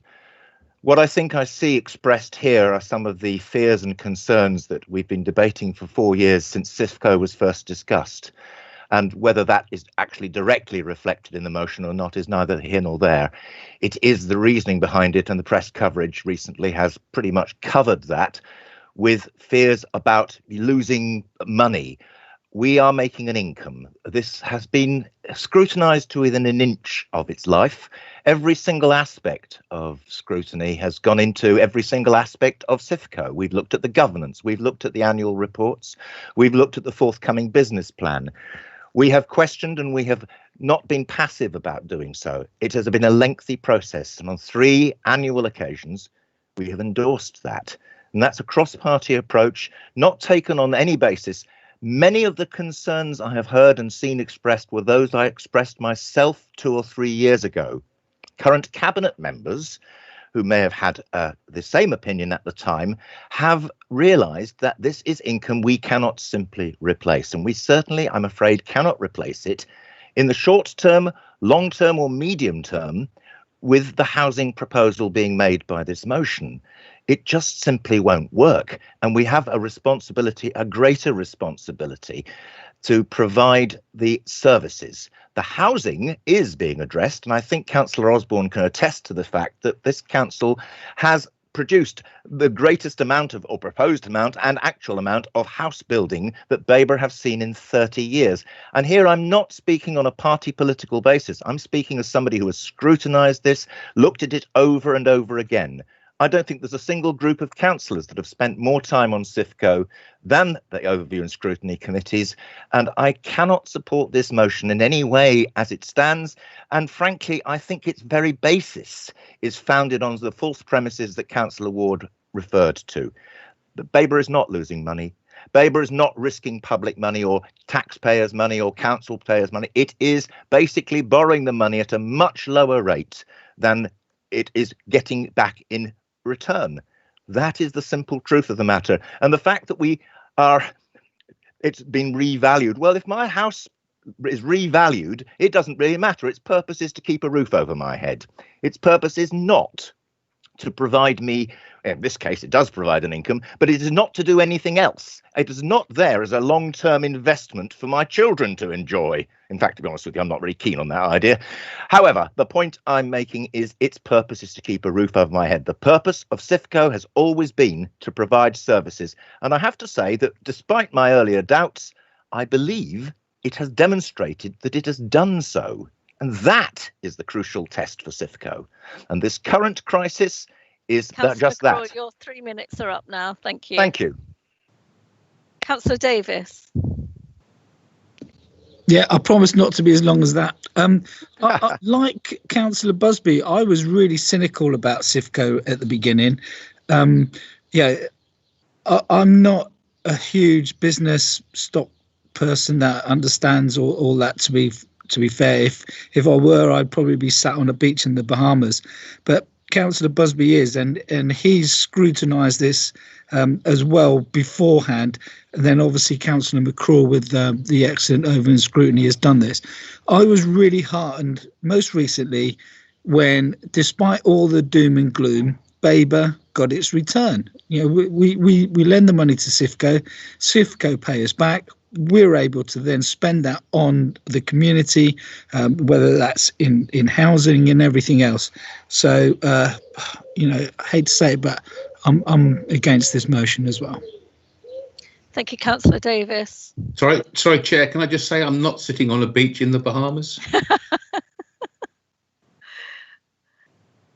Oh, well, I think we'd all like to be joining you if you were. Councillor Cresswell, is there anything you'd like to say before we return to Councillor Lindsay?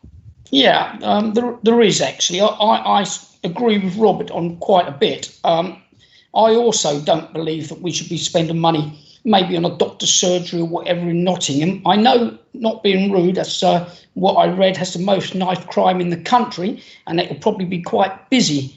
But here in Sudbury, where I live, there's 2 council flats or houses unoccupied, been unoccupied for probably almost 2 years. And there's lots of places in Sudbury where you don't have to build new houses, where houses stand empty, no tenants, where money could be spent to redevelop places. They don't all have to be new places.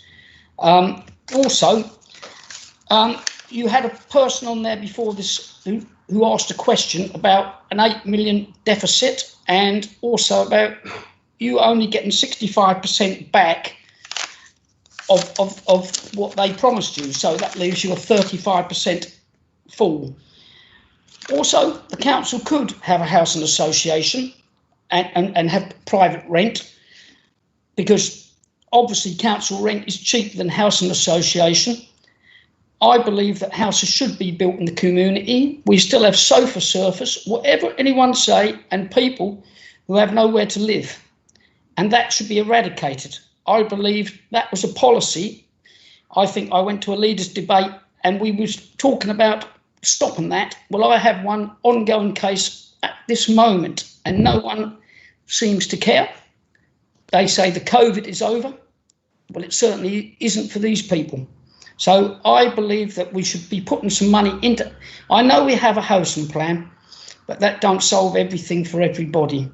So I agree with Robert. Thank you. Thank you, Councillor Cresswell. Councillor Lindsay, is there anything else you'd like to add or to sum up your motion?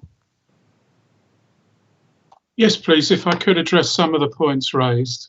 I think first of all, and most importantly, this isn't, you know, I think Councillor Ward said something about cutting the income from the council. How dare I suggest that that ever happened?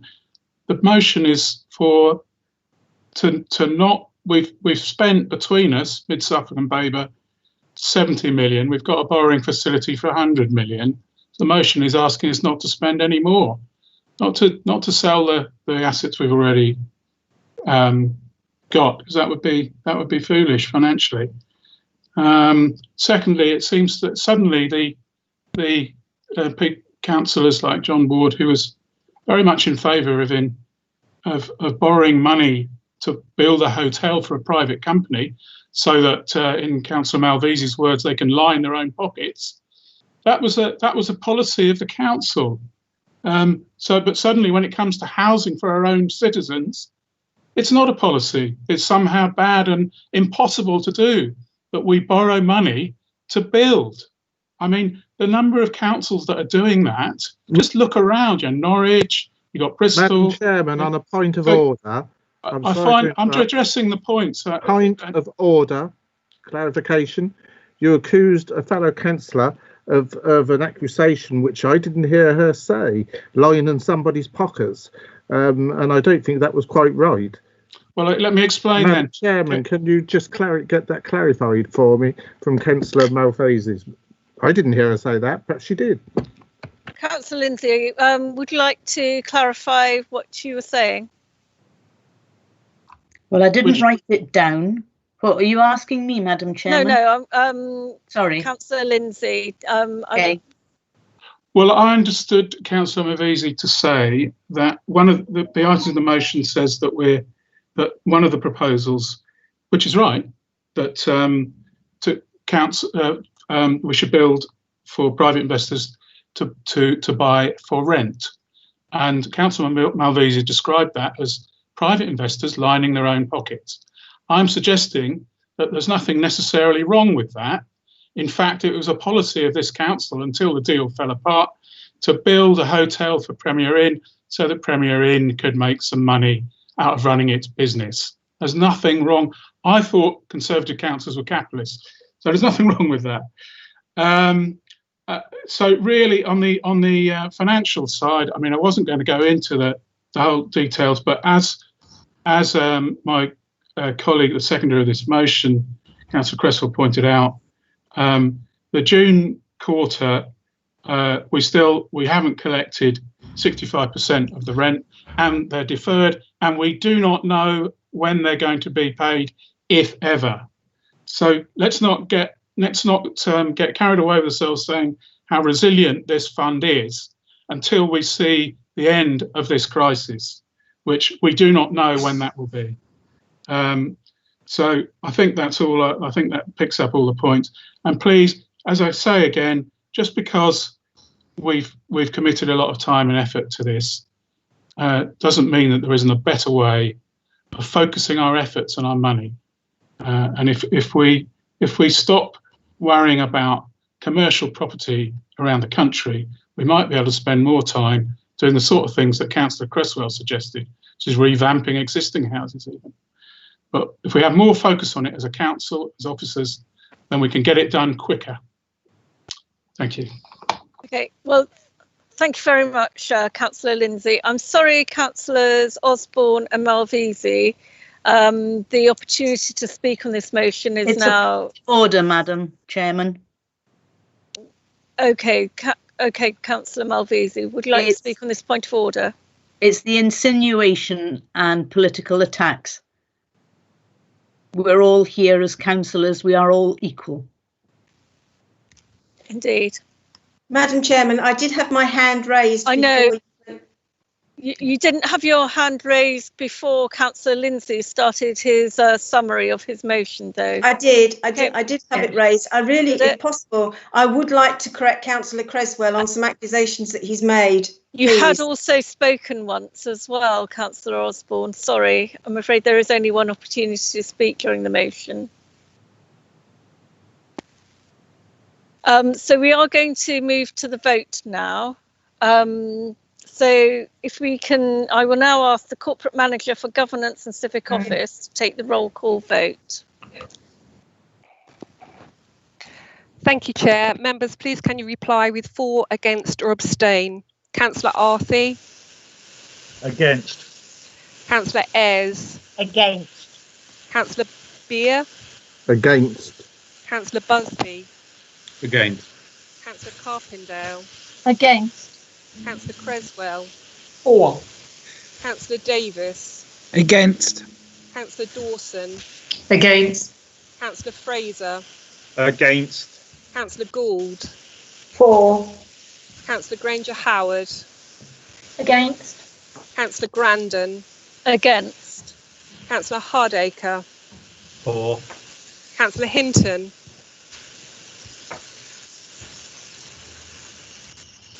I believe Councillor Hinton has left the meeting. Councillor Holt? Against. Councillor Hurren? I'm against. Councillor Jameson? For. Councillor Lindsay? For. Councillor Malvesi? Against. Councillor Maybury? Against. Councillor McCraw? Against. Councillor McLaren? Against. Councillor Newman? Against. Councillor Norman? Against. Councillor Nunn? Against. Councillor Osborne? Against. Councillor Jan Osborne? Against. Councillor Owen? For.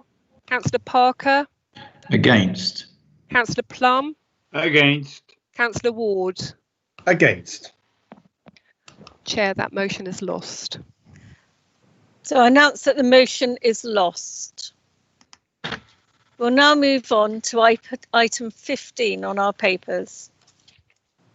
Item 15, BC 1945, Capital Investment Fund Company, Cifco Capital Limited Business Trading and Performance Report 2019 to 2020.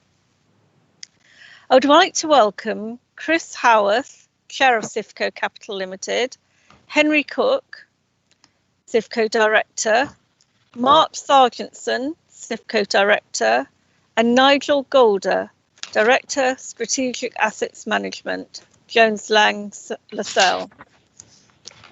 Councillors, I would like to deal with this item in the open part of the agenda if possible. So can I please ask members to refrain from asking any questions that relate to individual tenants and the associated risks.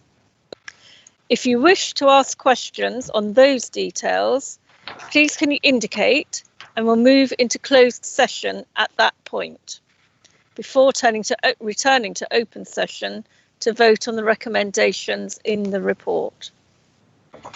I would like to invite Councillor Busby to introduce paper BC 1945 and to move the recommendations in the report.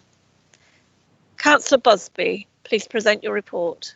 Thank you, Chair. Yes, I'm pleased to support this report detailing Cifco's capital performance over the last 12 months and the proposed business plan for the next 12 months. The business plan is a fundamental part of Cifco's governance and ensures accountability to its shareholders. Cifco has provided the council with approximately £3 million of net income since its inception in 2017. Approximately 1.6 million was received in the last financial year, equating to approximately 10% of the council's workforce costs, or 13.5% of council tax income. This income is essential in enabling the councils to continue to invest and deliver services within our districts. Cifco forms only part of the council's investment, with funds also being invested in the delivery of new market and social homes and employment opportunities across our districts. The council is investing in the delivery of approximately 200 homes over the next 2 years, as well as investing in towns such as Sudbury and Hadley to promote and support Babergh's economy. No investment is without risk. However, the professional and strategic approach adopted by Cifco in investing and managing these funds for an income return has demonstrated the resilience of the portfolio, even in these difficult COVID-19 times. Cifco collected over 75% of the March quarter rent, and to date has collected over 65% of the June quarter rent, and consequently has been able to make the full debt repayments to the councils in March and June. Whilst difficult times remain ahead with the continued impact of COVID-19, the proposed business plan seeks to continue the investment of the second tranche of funds approved by the council last year and to further diversify the portfolio away from high street retail by focusing on the industrial and alternative sectors. The aim is to continue to deliver and grow this important revenue stream for the councils and create a long-term legacy for the councils. Therefore, I'm pleased to update Council today on a further acquisition which was completed a few days ago. Cifco completed the purchase of a health centre in Nottingham, which is let on a long lease, providing Cifco with secure income and further diversifying the portfolio in terms of tenant, location and sector. And I'd like to propose the recommendations on this report. And I'd also like to thank Emily particularly for producing what is, I think, a fantastic report and should have all the answers to all your questions, if you've read it. Thank you. Thank you. Thank you, Councillor Busby. May I have a seconder?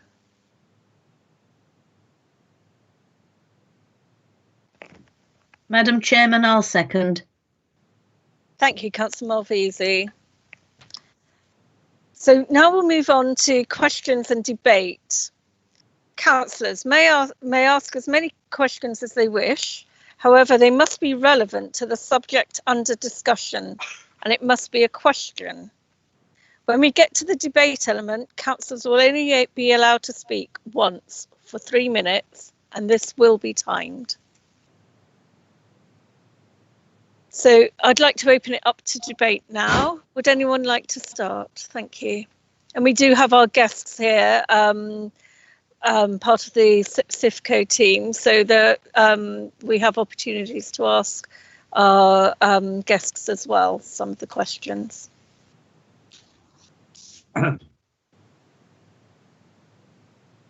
Are there any questions? Councillor Arthur, I believe you have your hand up.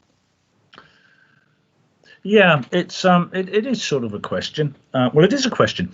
Some of you may remember that I urged caution before we set up cifco, but I've been reading a lot in the papers recently, both in reports and in letters. And I just wanted a little bit of confirmation, really. I mean, I think Dave Busby probably covered most of this. The headline figures for cifco losses are as a result of acquisition and revaluation. But cifco is not in the market for short-term capital gain, rather a revenue stream in the long term. And there is no evidence yet that cifco is failing to provide that revenue, is there? Can I answer that, Chair? Yes, please. I mean, you're dead right. Okay, there are paper losses, but look, if you buy a house for £400,000, that once you've signed the cheque, that house is not worth £400,000. It may be worth less or more, but it certainly cost you more than £400,000 to buy it. So you incur a cost on purchase of the acquisition. If in 2008 we had a crash and house prices went down, you wouldn't immediately rush out to sell the property, because, as Alistair said, it's there for a purpose, and the purpose of the investments of cifco are to generate revenue. It's the revenue that we desperately need. Over time, the property values will go back up, and I hope and I expect that we will make a profit on those should we ever decide to sell them in the future. But at the moment, it's the revenue that's the key part that keeps the council afloat. Thank you, Councillor Busby. Councillor Dawson. Yes, I'm just really wondering, I think this is slightly directed at the board, but I thought the level of risk to capital on investments usually relate to the income return offered. Investments offering high yields, like 5%, when the yields on cash deposits are very low. And inevitably that carries much higher risk to capital. So I'm just sort of wondering, are the board of cifco confident that their level of expertise will enable them to outperform other professional property peers in continuing to provide the projected rental income of over 5%? Whilst protecting ratepayers' capital? Who would like to answer this question, please? It's Chris Howarth here. I'm the chairman of cifco. Thank you. Yes, I mean, I think so. I mean, what we've done is we've in the way that we've set up cifco, it is set up as a professional investment vehicle. We have Jones Lang as our professional advisors, and they are here tonight so that you can question them as well should you want to do so. But we look very, very carefully at the assets we acquire, looking at the underlying values. And it's all about location, rental values, quality of the tenant, and particularly at the moment, obviously with the present crisis, we're looking very, very carefully at the quality of the tenants. And I think, yes, as a board, we do have confidence that this is a portfolio which is well spread, and of course it is important that it is well spread geographically as well as across sectors. And the benefit of the fact that we went originally, you trusted us with 50 million, or the two councils did, to invest, and then it gave us another 50 million to spend. That enables us to put together a really secure, well-balanced, well-spread portfolio, which I think as a board we believe will continue to show the councils a good income, and as Dave Busby just recently said, is likely in the longer term also provide some capital value increase as well. Thank you, Mr. Howarth. So if there is nothing else to say on that, we'll move on to Councillor Lindsay. I believe you had a question. Yes, another one for the board, I think, but it kind of picks up on Councillor Arthur's question. The write-down in net asset value when I follow the property market, that means it's an assessment of it means that the estimate of future rents will be lower, and that's why the net asset value is written down. Because when you're looking at a property that is for rent, what matters in its value is how much rent you can get for it in the future. So can I confirm that a write-down of net asset value reflects the fact that the estimate in the market out there is that future rents will be lower from those assets? Thank you. That's another one for you, Mr. Howarth. Yes, and I think that's incorrect, because the value of commercial property is a multiplier between the rental levels and the yield, and the yield is set by assessing what one sees as the quality of the asset, the strength of the tenant, the strength of the location, and the level of rent. What we're actually finding across our portfolio in the majority of cases is that rents are going up, and we bought an industrial estate in Ipswich. And there are some quite small tenants there, but actually it's been a very good asset because the values have increased. We've had some tenants leaving, we've had rent reviews, and values have gone up. And that is something that we are finding across the portfolio. Now, the challenging area has been the retail section. We have a very limited retail exposure, but we feel that those are secure as they stand at the moment. So I can only really say that the figures speak for themselves. It is not a matter of rents going down. Rents appear in most sectors to be continuing to rise modestly. In some cases, we've bought assets where there is already it's let at what we think is less than the full rental value, and therefore as rent reviews come forward, we're able to pick up on that full rental value of new premises as they come forward. Actually, I mean, Jones Lang may have something to add on that. I don't know if they want to come in at this stage. Yes, would the representative from Jones Lang like to come forward? Mr. Golder. Yes, Councillor Gryden, thank you very much. Thank you. Good evening. I'll just endorse what Chris Howarth was saying. In essence, it is part of the equation, and Councillor Lindsay is right to point out that rent is a factor, but it also reflects the cost of capital, the weight of capital into the market at any given time, as well as the long-term projections, not just of income growth, but also capital growth. So investment acquisitions is a hybrid of appetite for investment, not specifically in relation to rent.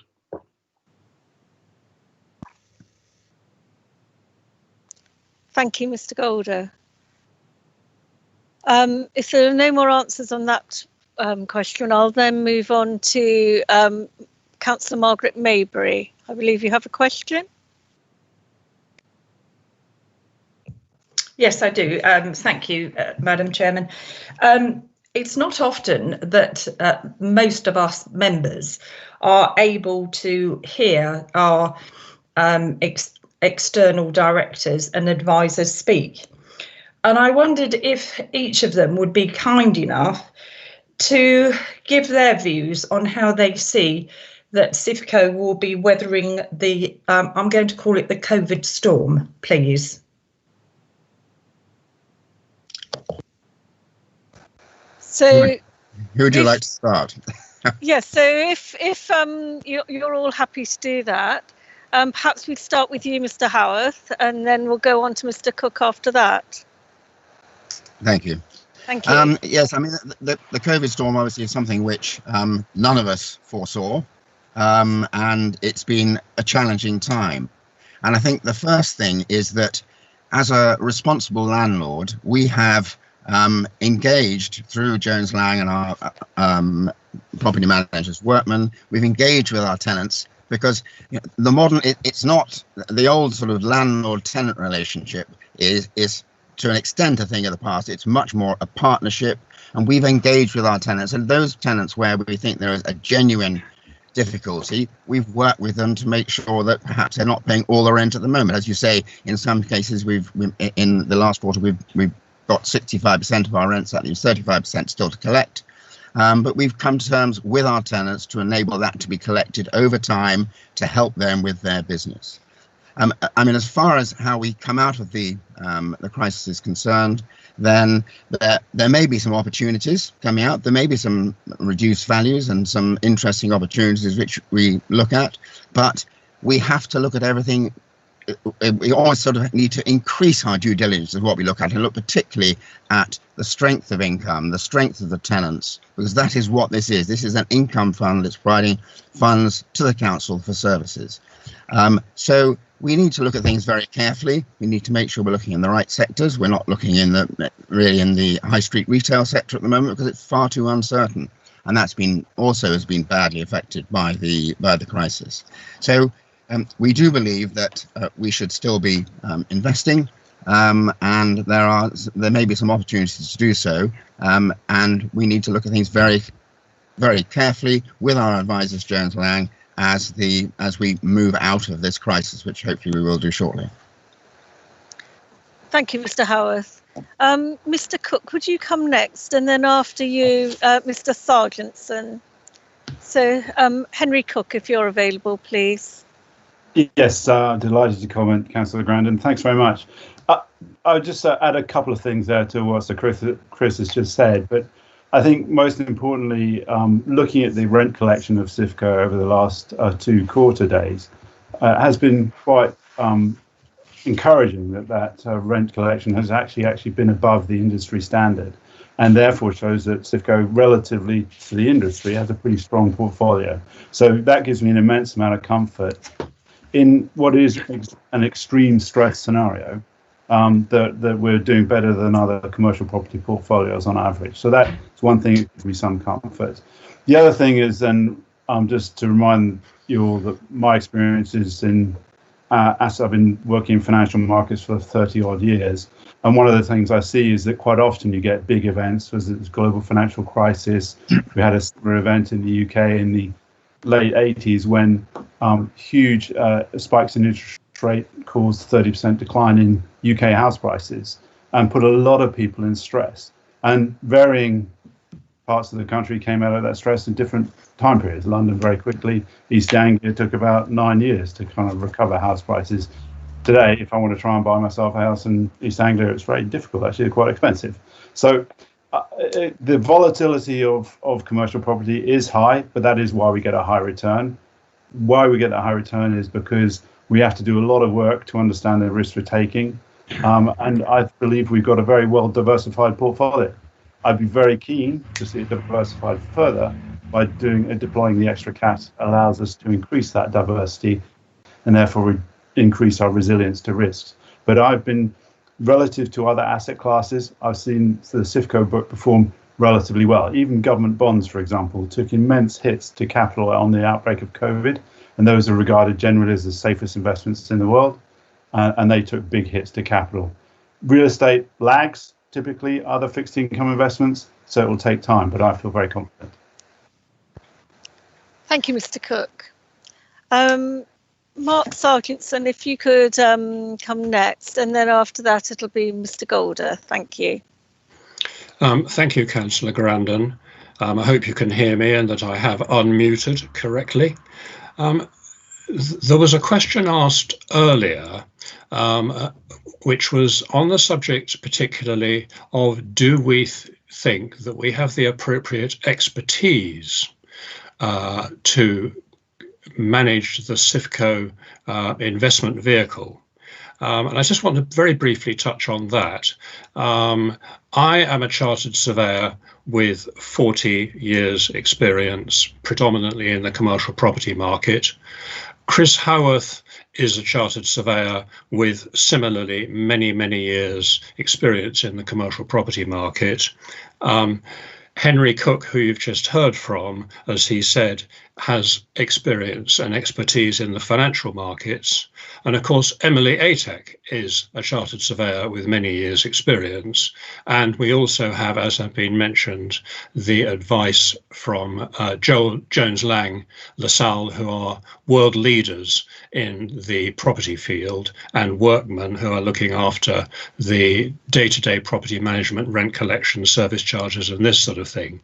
So I think we have a very high quality team, dare I say, looking after the best interests of cifco, and the amount of due diligence that we go through prior to purchasing a property is enormous. We discard way more properties than we ever invest in, because we are so concerned to ensure that the properties meet the criteria that we require of them in terms of the security of investment of these funds. So, in summary, I think that this is a very well managed property investment vehicle which will continue to provide sound income flow for the two councils. Thank you. Thank you, Mr. Sargentson.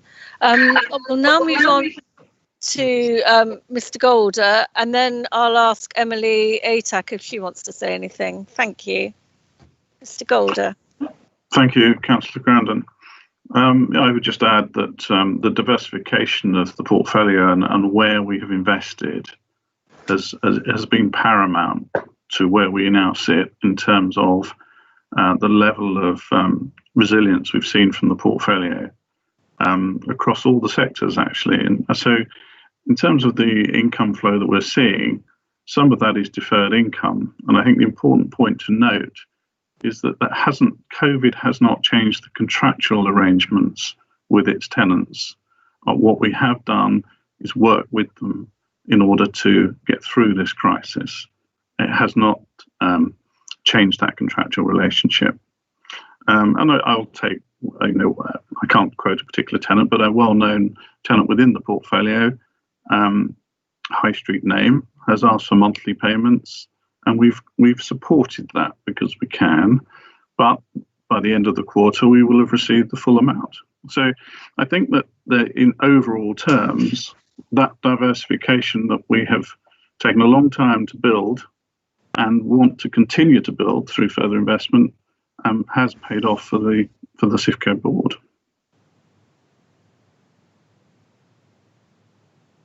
Thank you, Ms. Golder. Emily Atack, are you there? Is there anything you would like to say to summarise? Thank you, Councillor Grandin.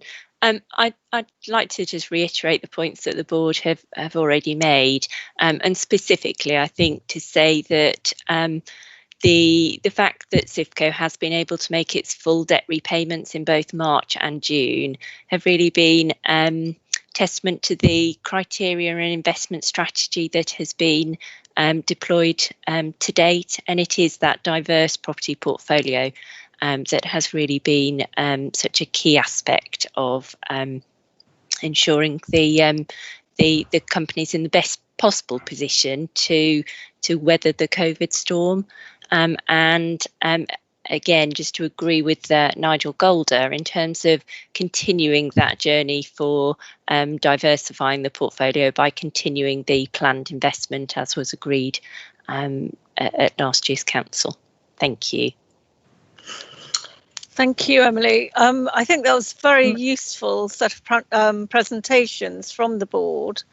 Are you satisfied with those presentations, Margaret Maybury? You asked for the board to present themselves there. Has that been useful to you? Yes, thank you, Madam Chairman. I think that has been very useful for me, and I hope for other members too. As I said, my reason for asking was that we seldom get the opportunity to speak to you directly, and I would like to thank you very much for doing that. I think that is really useful. I think that has helped many members probably to be more satisfied and more content. This COVID storm has been, as Mr. Howarth said, really unpredictable, and it was not foreseen at all. I think, from my perspective, we are grateful that the income has kept at a level that I was really concerned about at the beginning of March. So thank you very much for your presentations and your comments. Much appreciated. Thank you, Councillor Maybury. And yes, those presentations I think we all found very useful. Councillor McCraw, I believe you've got your hand up. Thank you, Chair. And it speaks to the evidence you've just heard in answer to Councillor Maybury's question. The point, of course, here is that we should not be assuming that this is the only opportunity, or that scrutiny itself is the only opportunity for careful examination of the actions of cifco. It does not exist in isolation. I mentioned that scrutiny looked at the governance arrangements for cifco. We have board members. We have the managing director of cifco in an officer of this and both councils. This is something that is a constant process. Every month, sometimes more often, but certainly every month, people talk to each other. They discuss what they're going to do. That consultation is ongoing. There is a careful selection process of properties on which cifco will bid. A vast number of them are examined before bids are made, and the bids are not always going to be successful because cifco have displayed that they are not prepared to overpay what they think the price of a value of an asset might be. I think in a final analysis, the comparisons have been made with other local authorities with similar arrangements in commercial property. It's even been suggested that we're competing with these. It's a fraction of the amount of investment that takes place in commercial property. I don't know if that's me or somebody else, but never mind. The point I was going to make is that it's quite likely that there will be local authorities who will make actual losses because they have not put into place the governance arrangements, the security and the caution that's being displayed here. If anything, we've reduced our appetite for risk, and that has been demonstrated in cifco's own property portfolio. It's expected to reduce in the most vulnerable sector, that of retail, high street particularly. The job for all of us is to make sure that, to state that the evidence for risk and the loss, the actual loss that somebody's going to make a loss, but it's not going to be this council on the basis of any of the evidence that I have seen or any of the members of the two scrutiny committees have seen. And I believe that what the recommendation you received from Overview and Scrutiny should be taken into account in your decision. Thank you. Councillor McCraw, have you a question? I think we're still in the questions part of the meeting, but well, okay, unless we've slipped into debate here. My apologies. To be honest with you, I was probably treating this as though, and it probably is to me, has become an open and shut case. I see these reports and they're looking like old friends. All I would say is that the question should be, would the members of the board concur with that approach, that there might well be other authorities who will lose money, but that does not seem to be likely in this case. Would one of the board members like to take that question? Yes, I'm happy to take that. Thank you. Yes, I mean, I think there will be instances where that happens, but that will be particularly in the case, and there's been a lot of conflation in the press recently about local authorities investing for regeneration as opposed to investing purely for investment, which is what we do at cifco. Now, if you're a local authority and you buy a local shopping centre and you think, this is doing really badly, we think we can turn this around, that is hugely risky.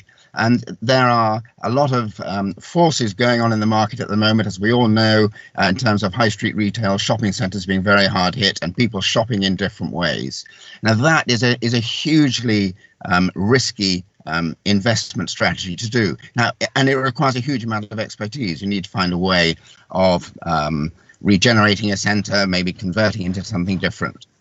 So that, yes, I'm sure we will see examples of local authorities who find themselves in serious trouble having done that. But What we've done at cifco, as I said earlier, it's setting up a professional investment vehicle. This is buying assets to produce income, and making sure those are secure assets by the nature of the portfolio that we have acquired. So yes, I would agree with Councillor McCraw. I suspect we will see instances where councils lose some money, but I don't believe we will do it in cifco. Thank you, Mr. Howarth.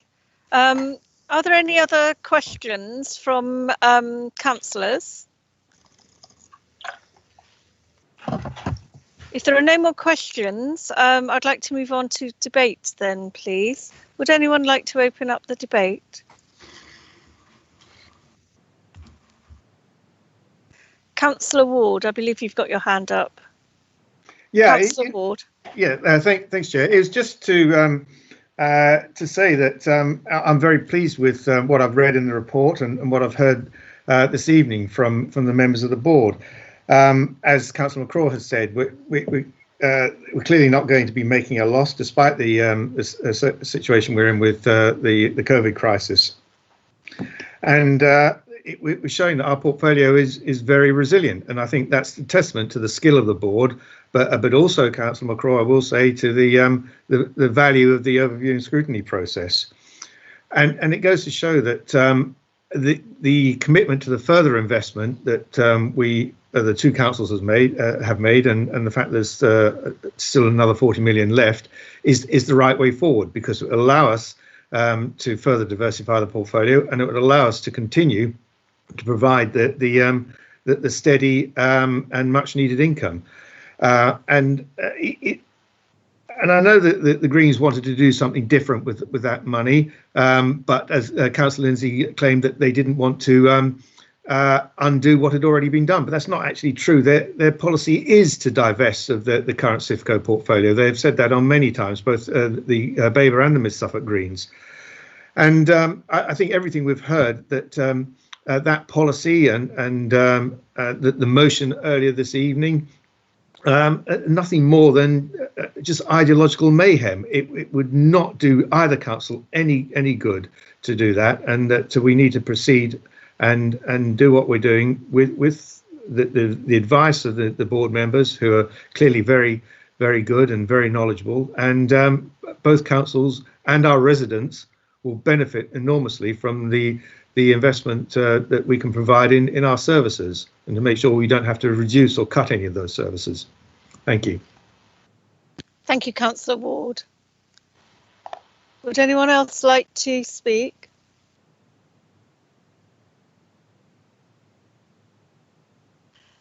In that case, would Councillor Busby like to sum up before we go to the vote? Councillor Busby. Yeah.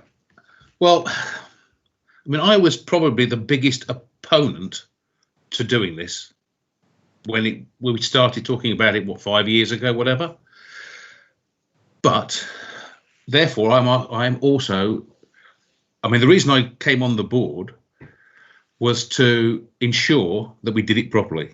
If we were going to do it, I wanted to make sure we did it properly. And I can put my hand on my heart and say that I think we have a great team and we do a good job across the board there. Those people that are against it probably ought to direct their vehemence towards the government and say, if you don't want us to do this kind of thing, give us more money. Because you've taken the funds away, you've got to expect councils will come up with solutions. And this was one of our solutions.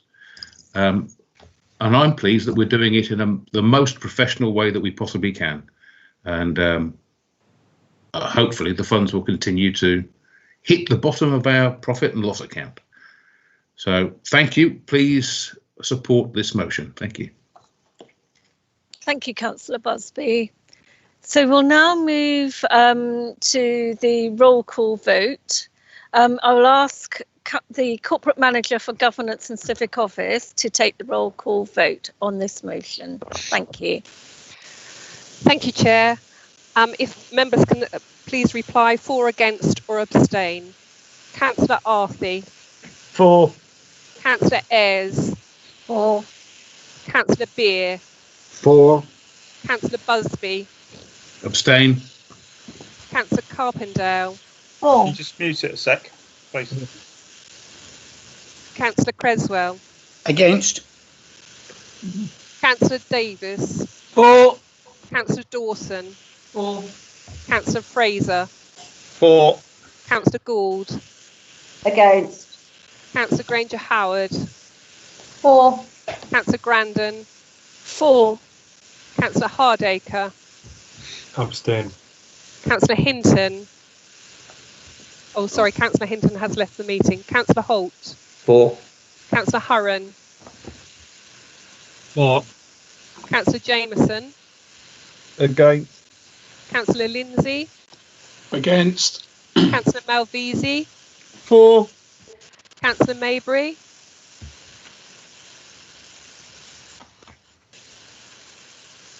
Councillor Maybury. Yeah, you're there now.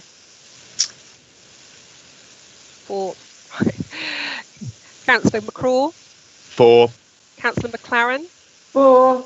Councillor Newman. For. Councillor Norman. For. Councillor Nunn. For. Councillor Osborne. For. Councillor Jan Osborne. For. Councillor Owen. Against. Councillor Parker. For. Councillor Plum. For. Councillor Ward. For.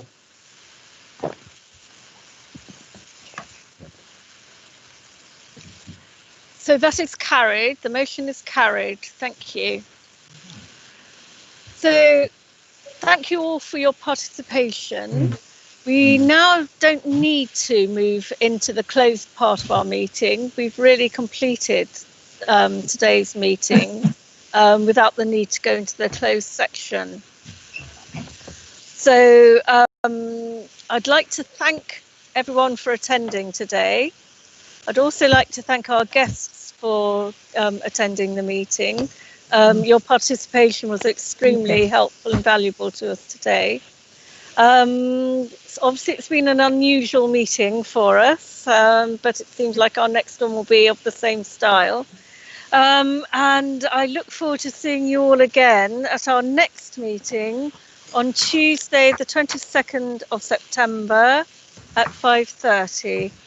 So I wish you all well. I don't have to wish you a good journey home. I wish you all well and thank you for attending.